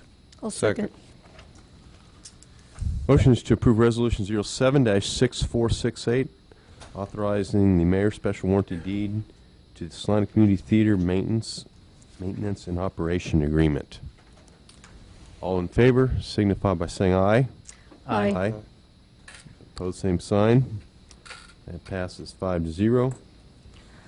Item 8.9, recommendation of golf course rates. Mr. Snyder? Mayor and Commissioners, at last week's City Commission meeting, staff presented numerous options for the 2008 golf course fees.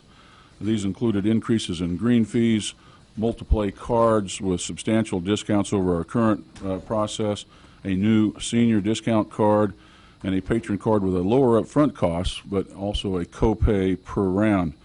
The Commission was met with opposition from golfers, primarily with the copay patron card. We were asked to meet with a group of golfers, if possible, to review and discuss this fee structure. We met last Friday with 13 golfers. Most of the group was seniors who have utilized the unlimited play card option. We discussed establishing the cost of an unlimited play card, a financial review by city staff offering a patron card, including all the other options that we presented to you last week, would require a fee in the neighborhood of $1,100 annually. The golf group proposed a fee for $700 for an unlimited play card, and to offer this card at this price, and we could do that, would require the elimination of all other discounts, offering only a daily green fee and a $700 unlimited play patron card. Last week, it was apparent that we had a lot of options. It was complicated. I think there were some suggestions to simplify it. That option would obviously simplify it, but it would not address a discount for a number of the golfers. It would only address a discount for the high-end, high user, the round player. The staff proposed a patron card at $900 that would still provide a variety of discounts for all golfers, though this option would require elimination of the 10-play card, the 104-play card, and the percentage discounts on the 26 and 52 multi-play cards would be a little less than originally proposed. Basically, the 26-play discount would be 20% versus the 30% off the green fee as we proposed last week, and the 52-play would be 30% compared to the previous 40%. The senior card, which was a $100 one-time fee and $7.50 per round for the life of the golfer, basically only increase it would be Social Security or cost of living increase, appeared to be a popular proposal from what we've heard among the golfers, and this would be retained. We also talked about several other concerns that were raised at last week's meeting. The multi-play card, if you recall, our current practice is to allow that card to carry over from one year to the next with an unlimited time frame. The only increase on that card, if there was a green fee increase during the year, they would basically make up the difference. What we are proposing, based on the comments heard, that card could be bought any time during a year, either the 26 or 52, any time during a year. It would be good for 1 year from the date of purchase, and that the purchase rate, the cost per round, would stay the same for that entire year. So if there was a fee increase during that time of that 1 year, the golfer would not have to make up the difference in the per round cost. Annual cart storage was an issue that we had proposed locking in for 3 years the existing private cart owners who stored carts in the city-owned shed at $250 or $280, depending on gas or electric cart. Our initial proposal would require any new openings, any new private carts that came into the shed to pay a higher rate, the $400 or $425. We now are recommending that anybody who is currently on the waiting list, I think there was about 38 if I recall the number, would be allowed to come in. If there's an opening within the next 3 years, would allow to come in at the proposed rate of the $250 or $280, not automatically jumping to the $400 rate. There was also some discussion and talk about an annual trail fee. Currently, we do not have an annual trail fee. We just have a daily fee, or a golfer could purchase a 10-round discount card. The new rates proposed at $8 per round. Today it's $7. To establish an annual card, we use the average number of rounds by a patron, which is in the 75 range number. We feel that $600 is the rate that would need to be charged to recoup our investment, to not offset the other losses, the other discounts, for an annual trail fee to be established. Again, this option we feel can only be offered if the $900 annual patron card is offered.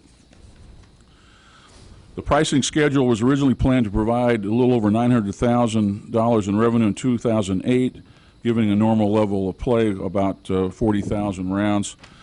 This would be enough to cover the budget expense of $877,000 and would recover about $30,000 annually towards our target fund of $100,000. At that rate, it was going to still take 3 to 4 years to fully recover. However, patterns of play may change that number, but right now that's what we're anticipating. You have attached the rate sheet with the current fees and the new proposed fees.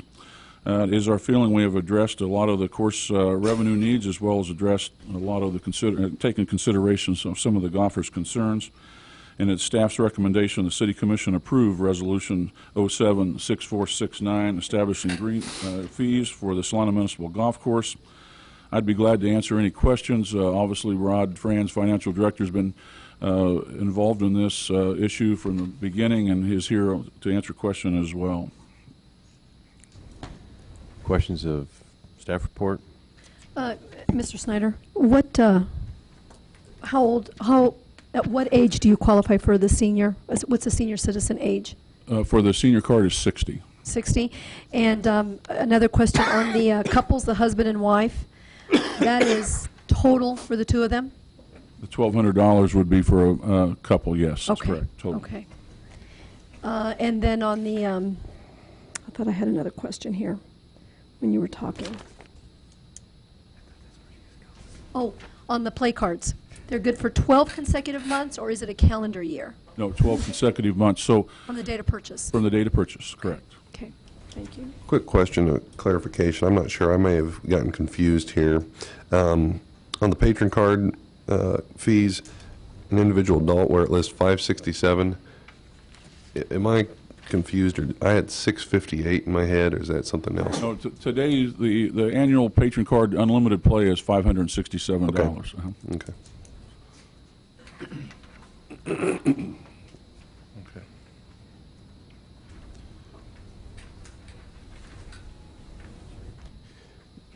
Did I understand right, the last time that cart storage fee, I'm trying to remember the last meeting, when that's been the same for like 11, 12, 13 years?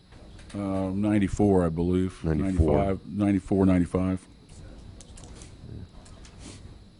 Okay. Well, I know that probably nobody wants to get as deep into details as we got last week, but I don't see the need to grandfather in somebody at the old price on the cart storage. They've been on the waiting list a number of years. Not many things stay the same for 13 years.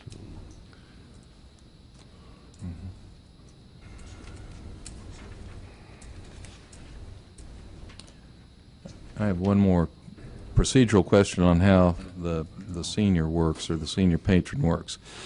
Since I'm over 60, I could buy a senior patron card now for $100. One-time fee, $100. And for as long as I'm a senior, then I could play for $750 around, or whatever the rate becomes in future. That's correct. Okay.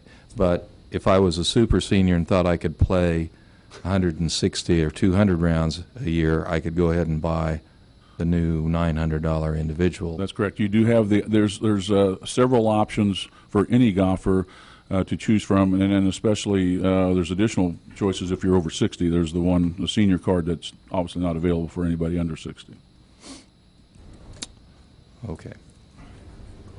Mayor, I might have a clarification or a question on the cart storage.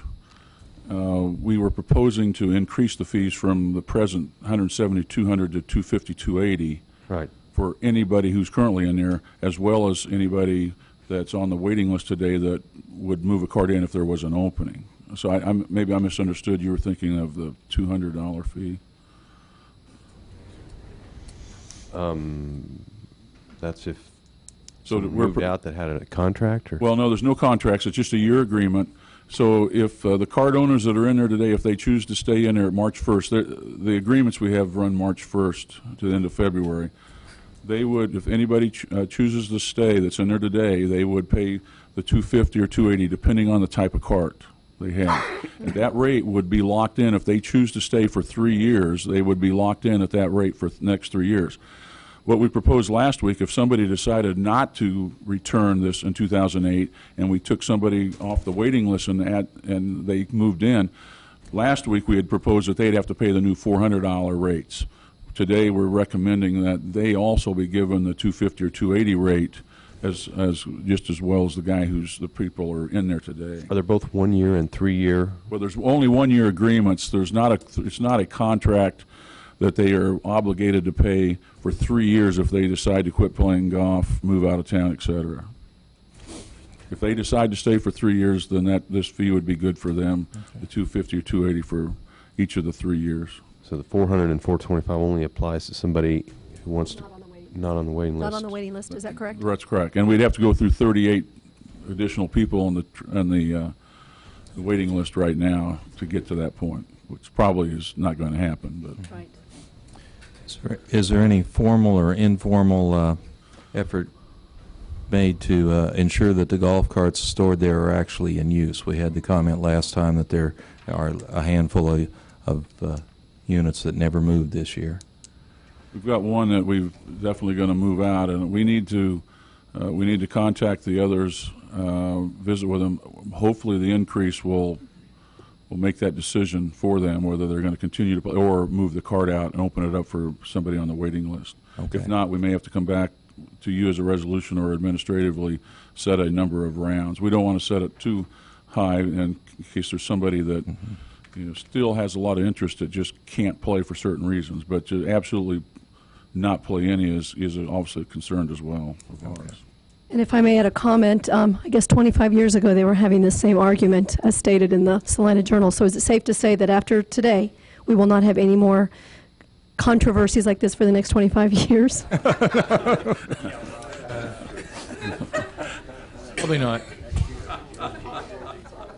Commissioners, one thing I want to make sure you're aware of, too, given the conversation we had earlier about the fund balance, just talking about the big numbers, if you go along with the fee schedule that staff's recommending, the projection, and who knows what seasonal impacts and other factors go into that, but the projection would be to eliminate the deficit in the fund balance and to, after the first year, at the end of next year, in essence, have a $30,000 surplus. The reason I need to bring this up to you is because we just talked about a loan of $50,000. So if you're 30,000 to the good and then you pay back a loan of 50, you're 20 to the negative. So what we will best we can say is that we'll see how the course does. There's a good chance we'll be coming back to report to you regarding that issue anyway. But I just want to make sure that you understand how those two numbers would interrelate. And where did we leave off on the advisory commission for the golf course? I don't think we ever really. Are we going to pursue that? Are we going to look into possibly having some kind of a commission? That's really, if you as a commission would like to have a formal advisory board, that's really a policy issue that you could give us guidance on if you'd like to do that. It's my opinion we should not. The Parks and Rec Advisory Board serves that purpose, but it would be a good idea to have another golfer on that. I did have somebody, I don't remember the name, call me this week and said they submitted an expression of interest form, and I appreciate that individual. Been pleading for that for a long time. One other mention that was made in the news article from 25 years ago, back in the days of Rufus Nye, was the potential to close for a portion of the winter. I can see that there would be a lot of complications with that. Has it been discussed in the past 25 years at all? Is there any advantage to doing that? I can't take you back 25, but I can say probably in the last 5 or 10, I don't think there's probably been any serious discussions about closing the course for the winter. I didn't recall. I read that same article, and I didn't recall. I was here 25 years ago, and I didn't recall that being an issue, but evidently it was. And since that time, I have not heard that as a big discussion item to close that. Of the other golf courses that we've been compared to, do any of them close for winter months at all? I'm going to turn to our assistant pro and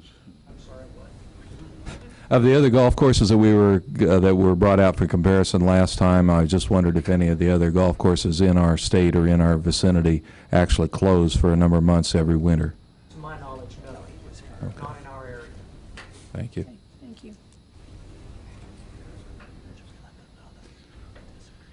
Any additional comments of staff? Okay, so we have a proposal in front of us. I'll entertain any public comment.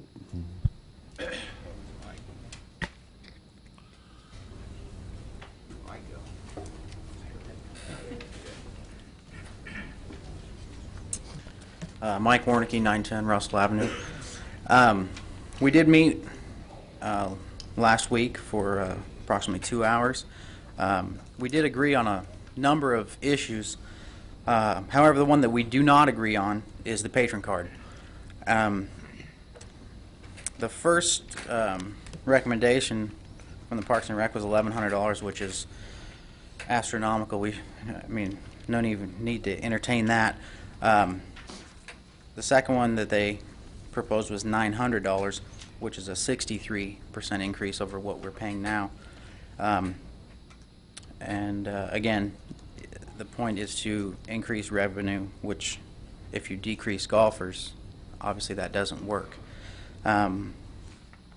We proposed $700, which is an additional $133 per member. We're using $250 as a average because there are 304 members, but I think we can all agree that 250 are the adult patron card. Simple math on that, 250 times $133 is $33,250 increased revenue. Green fees, we did agree to increase the green fees $3.50 weekdays along with weekends. Again, doing the simple math using the Park and Rec numbers of 16,500 rounds, you multiply that by $3.50 a round, there's another $57,750. Trail fees would increase $1. Using their numbers again, 4,833 rounds is that same amount in dollars, $4,833. The only thing that is going to be of a adverse effect, and it's not even that, is the trail fee card, which we have agreed to a $600 card.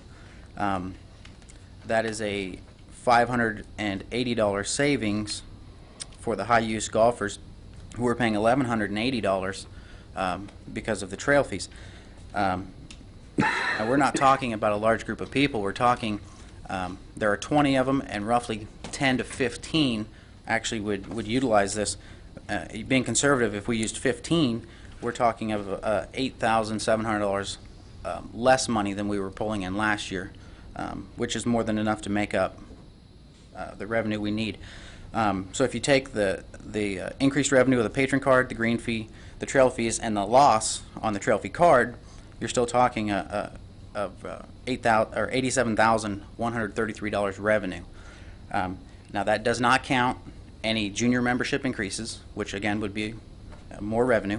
Does not count any pro shop adjustments, which would be more revenue, or there had been a mention of a tournament for the course to increase revenue. There's other ways to make money, along with what we talked about earlier of buying equipment at the end of the year rather than at the beginning of the year to decide whether we actually need the equipment. I don't think it takes a 75-page slideshow to address the problem. I think it's a fairly simple fix. But at the same time, if you're a businessman and you're not making the money you need, if you increase your prices by 63%, I don't know that you're going to get many more customers in addition to what you already have. In fact, I would believe that you're going to lose customers. And the patron card, as referred to as a membership, meaning it's the same thing. It's been at a price that will keep current card holders at $700. It's going to more than likely keep the current people we have. A few may not return for patron cards next year, but at $700, the chances are they're going to go to the trail fee or the green fees, which is been increased also, so we're going to get revenue from them in that aspect. Let's see. And one thing we really need to remember is we're comparing these numbers to last year. All these figures I'm giving you are based on last year's numbers, which we were down 3,800 rounds, roughly. Again, that's the numbers from the city. If we're talking about an average year, that $87,133 of revenue would actually be higher. And there are just a number of ways to increase it, not only offering the play cards at the $700 patron card fee. They're leading you to believe that they have to do the $900, and according to the numbers, that doesn't work. I mean, it doesn't necessarily have to be that way.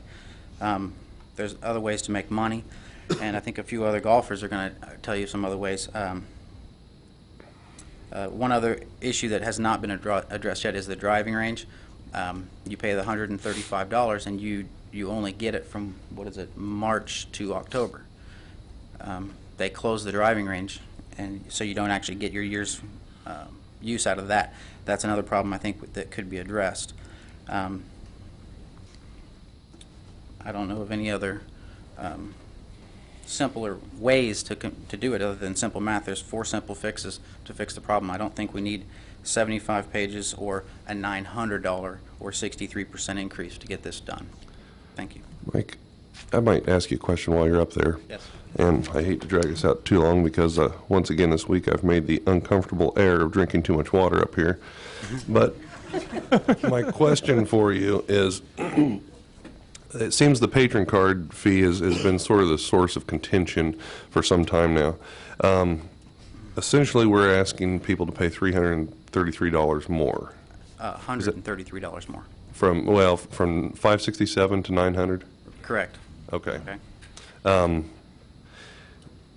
know earlier some of the golfers had come to me and we did the math on things, and it looked like in those high use golfing situations where over 160 rounds were played per year, previously with the lower patron fee but the per round charge, they were going to be looking at, in some cases, $1,100 to $1,600 more per year. And in response to that, last week I voted against what was proposed, kind of out of response to that. This week I'm thinking, hey, we worked with people. The city, has done their math on this as well, and we've lowered that down to a $333 increase. Mm-hmm. It seems to me that that's not necessarily unreasonable, especially when we're faced with situations like today where, had we not approved a loan of sorts to the golf course, we're looking at a few more weeks of play. There is a situation here where revenue has to be built up, and $333 seems like a heck of a compromise to me at this point. Is that not the consensus among most golfers? Not at all. Not at all. A few things that I would have to say to you on that is, we're talking a 63% increase. Well, the $1,100 that they proposed, it sounds like they've made an adjustment going from $1,100 to $900. But as you know, I do sell cars for a living. If you come to me and want to buy a car and I want $10,000 out of the car and I tell you 12, when you get me down to 10, you're going to feel like you got a deal. But did you really get a deal? Probably not. I remember that. Okay. Truth in car dealerships.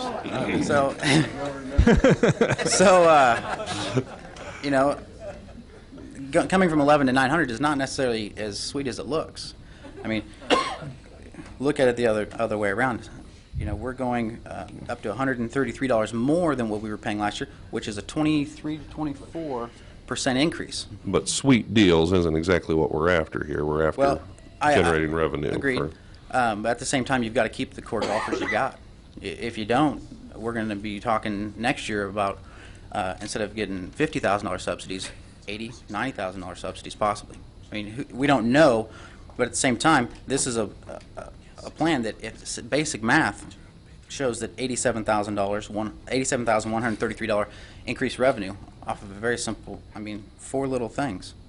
And again, that's not counting junior memberships, which I'm understanding that they're going to increase, and pro shop adjustments.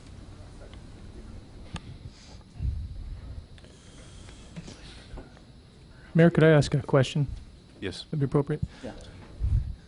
If I buy a $10,000 car from you, I hope you do. even if it's not such a good deal, and I can go down the street and buy the same car, but it cost me $12,000, and you raise the price of your car to $11,800, maybe even $12,000, but I like working with you, how's the math work on that? So you're wanting to compare our course to somebody else's course? Okay. We actually did that, and the numbers actually worked out very well until we got to the patron card, and we were told that we were not, at this point, we were no longer going to compare to another course. John Swartz actually brought it up, and it was said that we were not comparing to other courses now. It seems, though, that they want to compare when it's in their favor, but when it's not in their favor, they don't want to compare. Okay. Commissioners, what I'm getting at is the local course that's, if you want to call it a course that would be competition, I believe would be the Elks course. Otherwise, you're going to have to put $3 a gallon gas in your vehicle and travel, and that's going to add up pretty fast for any golfer, for anybody for that matter. Do you know what the cost is for an annual membership, the regular membership? I know there's a promotional one-year offering, but do you know what the cost is for an annual membership at the Elks? I do not know offhand, no. I imagine there's somebody here that probably knows that. Probably so. I think we're pretty competitive. But, I mean, the problem we're going to run into is you have to also understand that the Elks has quite a bit more to offer than the Salina Municipal Golf Course as far as a family. Swimming pools, things like that, restaurant, a bar. So if you're going to spend more money, I mean, you could involve your family, which is, I mean, at my house, that would be a good thing, you know. But I don't see how their math is going to work out on the golf course. And I speak for a lot of golfers here when I say that I'm afraid that if we go with their plan of the $900, we're going to be in worse shape next year than we are right now.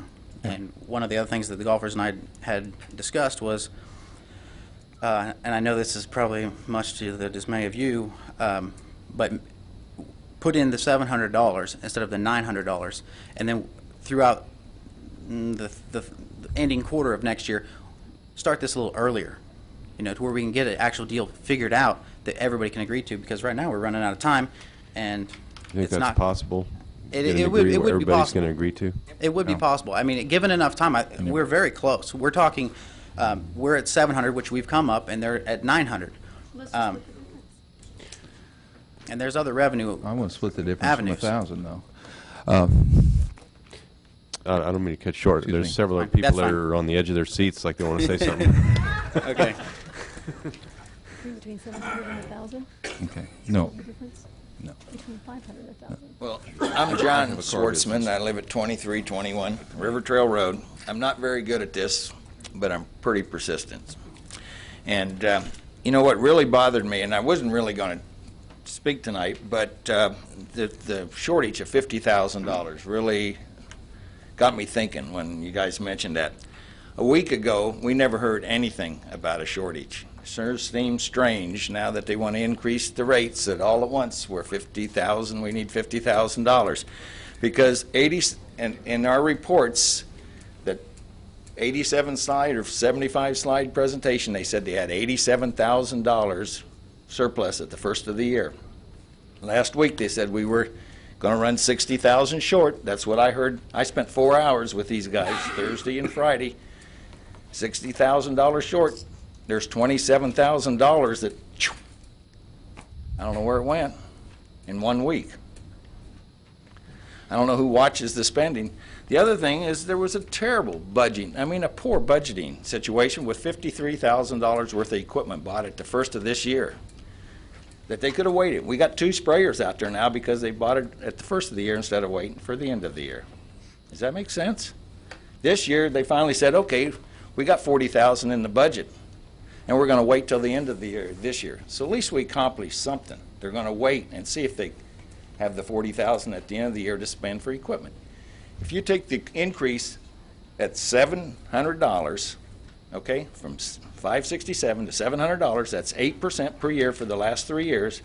The last time we increased it, it was a 5% increase.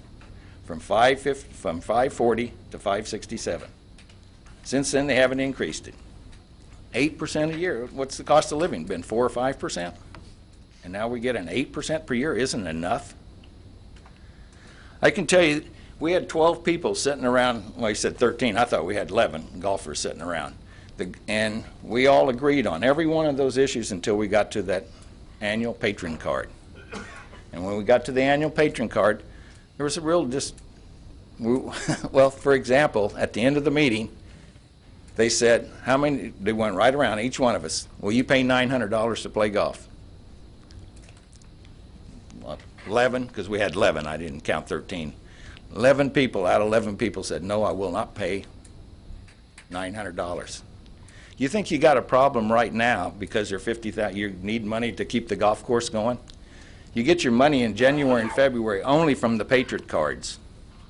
At $900, you're not going to get any more revenue in that golf course for January, February, and half of March before you start getting your regular golfers to come in.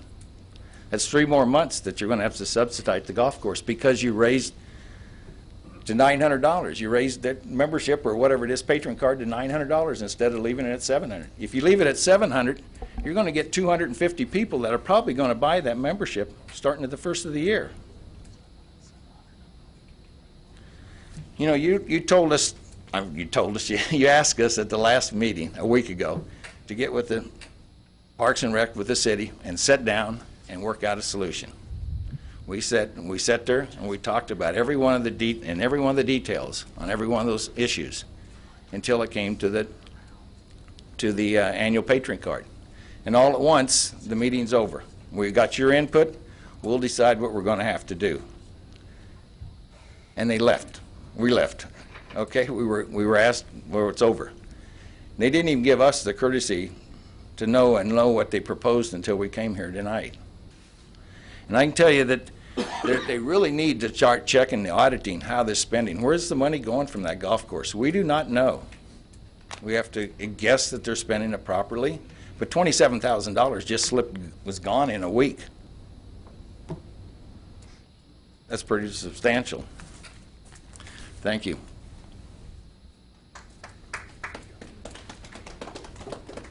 We're going to take a 5-minute recess at this time. A copy of their rules, and the rules say they can't perform material that would normally be written by a striking. Okay. Okay, we're going to reconvene the meeting. And let's see, where were we? We had just got done with one individual commenting. I want to interject a question. My commissioners don't mind.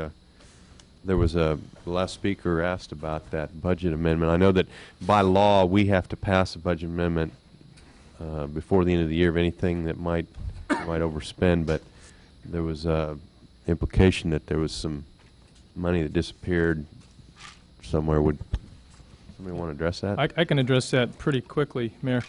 The 70-some-odd page slideshow that they were referring to that was provided at the Parks and Rec Advisory Board meeting a few weeks ago. You had a copy of it last week, but it was presented prior to that. Slide 3, you don't have to go too deep into this, but it shows the 2007 budget of $877,000 for the golf course. If you average that, that's, I don't know, $74,000 a month. Obviously, that varies a little bit through the season. At that time, that's dated October 26 on the slideshow, the fund balance was $43,000 and declining. So if you take end of October to the end of November, and the monthly average is $74,000, we're lucky there's any money left in the fund right now. Mm-hmm. That's where it went. It went to the daily operations of the golf course between that time and this time. And that slide very well spells that out. You want to add anything to that? Or? Yeah, Mayor, the blue sheet that you were provided at last Monday's meeting, the 10th, on one of the front page, it says the cash reserve as of December 5th is $7,420. So that was the 10th, so 5 days prior to that, that was the amount that day. So and the cash flow's been bad since then. Okay, we'll entertain an additional public comment. I do want to ask if, since we've been here a while, if you can avoid being repetitive. I want to give everybody a chance to say whatever they want to say, but if you kind of keep that in mind. Thank you. My name is Joe Hay. I live at 109 Baker Street. I am currently the president of the Golf Association at the municipal golf course. We usually run between about 8 or 9 tournaments a year. Just about half of those golfers that play in those tournaments are patron members. If we do raise this to $900, we will also lose those members that are playing in those golf tournaments. They pay $15 to play in the golf tournament, but you know, if they don't have the membership, they're not going to show up at those tournaments. It's you know, the association fees we pay, you know, if we go out there and really, you know, push to raise this to $900, we're all going to be hurting. This is not going to work. We really, you know, I think, you know, we're looking at, if we look at $700, you know, I think we have a workable solution there. But $900, we're going to turn a lot of people away that are paying members right now. And that's going to hurt in the long run. Thank you. Additional public comment?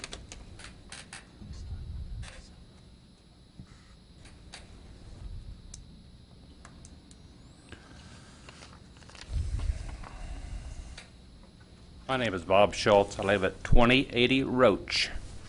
If you raise to 900, the chances are very distinct possibilities that you're going to lose your leagues, which create a lot of revenue for you, and you're going to lose the Thursday seniors. And there's 100 or so that play every Thursday.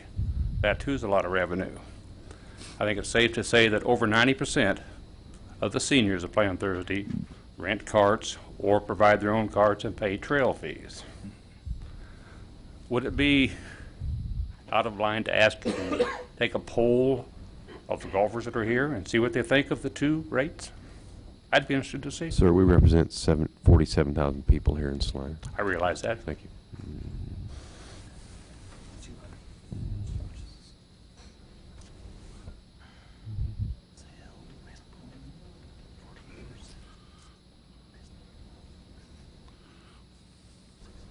John Ray, 2267 Leland Way. First, I'd like to thank you for your rapt attention at this of this subject. It's very important to us, and we're not alone. We've got there's a lot of other people in town that are watching this. I'd like to offer another option. You may think you got enough, but maybe this one will simplify things. The lump sum fee, whether it's $900 or $700 up front at the beginning of the year, is a huge chunk to swallow for a lot of people. If you could agree to, on January 1st, a payment of $250 to cover January through March play, and then April 1st, a payment of $250 to cover April through June play. Then July 1st, a payment of $250 to cover the remainder of the year. Now, you would only be eligible to make each of those payments if you were paid up through the preceding 3 months period. I realize that adds up to $750, another compromise. But I believe, and I haven't taken a poll of the golfers, but I believe maybe we could sell that. I think it's also important that you keep the $100 option plus $750 per round, because there's quite a few people that find out sometime during the year they're not going to be able to play, have found out they can't play as much and they would like to play less. I think it's also important that you keep the $600 trail fee with this option as an annual trail fee, because I think that ties to the amount you're asking for the patron fee. I throw this option out. Hopefully it's a compromise that we can agree to, and you can get this off the table today. Thank you.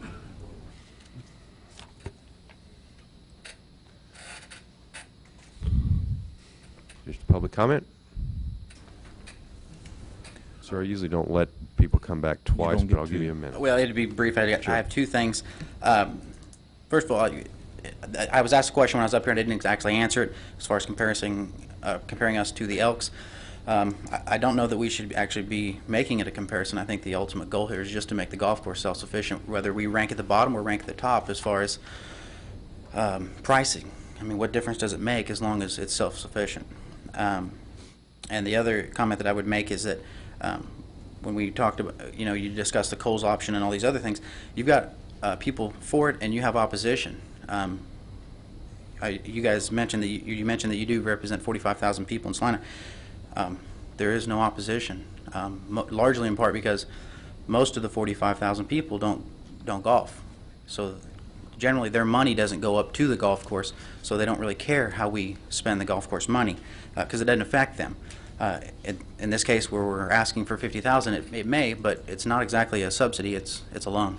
So, with there being no opposition up here to speak of, I think maybe that should speak volumes. Thank you. Can I ask you a question real quick? How many rounds of golf do you play a year? This year I played 47. Normally I play a little bit more than that, but I had shoulder surgery. Okay, thanks. Mm-hmm.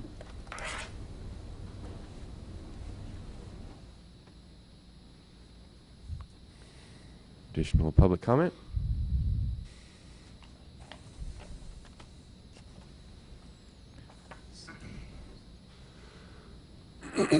Hello, my name's Dennis Tingen. I live at 1413 Louise Lane.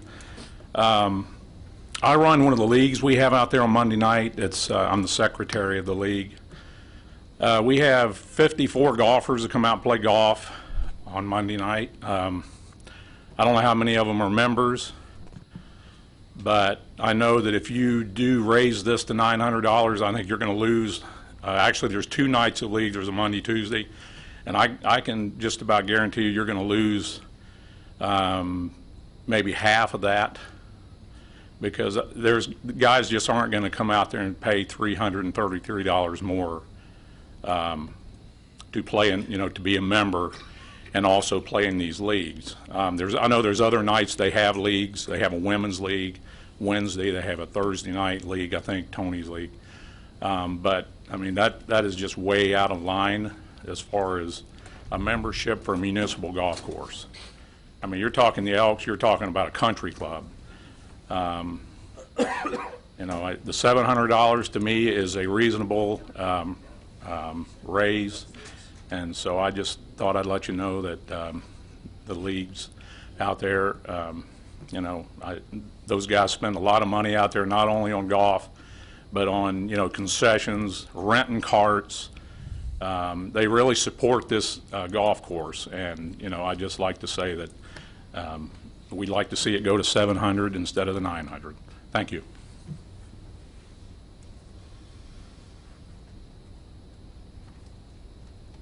Any additional public comment? I'd just like to make where I got the information is there. I guess I've started the precedent. I'll give you another minute. Well, because they said, I'm looking at their budget report, and this is the one at the end of August, and it shows $87,285 that is carryover yet at that time. That's the So budget. that's what the I'm budget for the year. That's not the actual for the end of August. Then that's why I think you once got a letter saying we needed a budget, a monthly budget, so you can see where you stand at each month.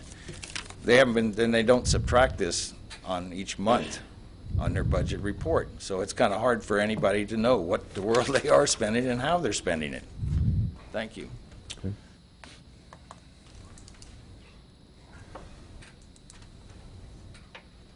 Any additional public comment? Wait till you go back to the... Seeing none, we'll bring it back to the commission. Mayor, I'd like to make one comment on the car analogy situation. We're not selling the golf course. We're leasing it out.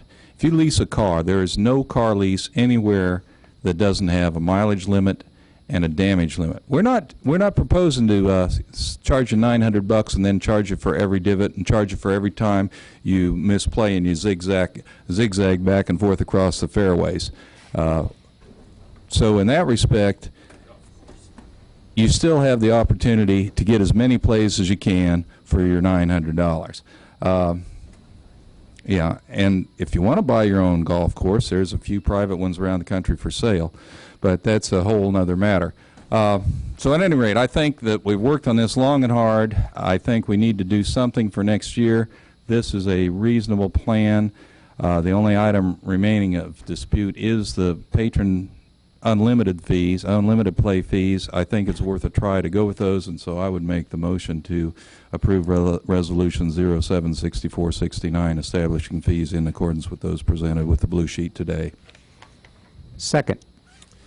Motion is to approve the proposal that was presented, and maybe I'll avoid going through all the details. Did you have something you wanted to? Well, there was some comments made, and I wanted to clarify a couple of things, but if you go ahead, I don't need to do that. But okay. I want to make a comment for the vote. The first time I ever went to City Commission meeting was in 1997, March, and that particular day there was an agenda item about raising the fees at the golf course, and we had the same meeting, went through the same arguments, and had golfers one after another come up to the podium say that they're going to ruin the course because everybody's going to go play elsewhere. And this seems to be something that we go through every time we go through this. I think one thing that really constrains us, and I've mentioned that to some people, is that there's little or no desire on the part of non-golfers in town to in any way subsidize golf for those who do play. And lastly, you might not take this as a compliment right now, but hopefully later on you will, Mr. Schwartzman. Every time you've been up here, you've talked about how you're not very good in front of a podium, and I'm not a very good public presenter. I would totally disagree with that. We've been on the verge of getting 46,000 some people to subsidize all the senior golfers because of how good of a job you've done, and you might want to consider setting your sights a little higher. I'm sure if you might be sitting there thinking that you can do this job better than any of the five of us, and maybe you're right, and you'd have a natural group of campaigners if you ever wanted to. But anyway, that is meant as a compliment. I think you've done a very good job, although we didn't agree with you on everything you've done.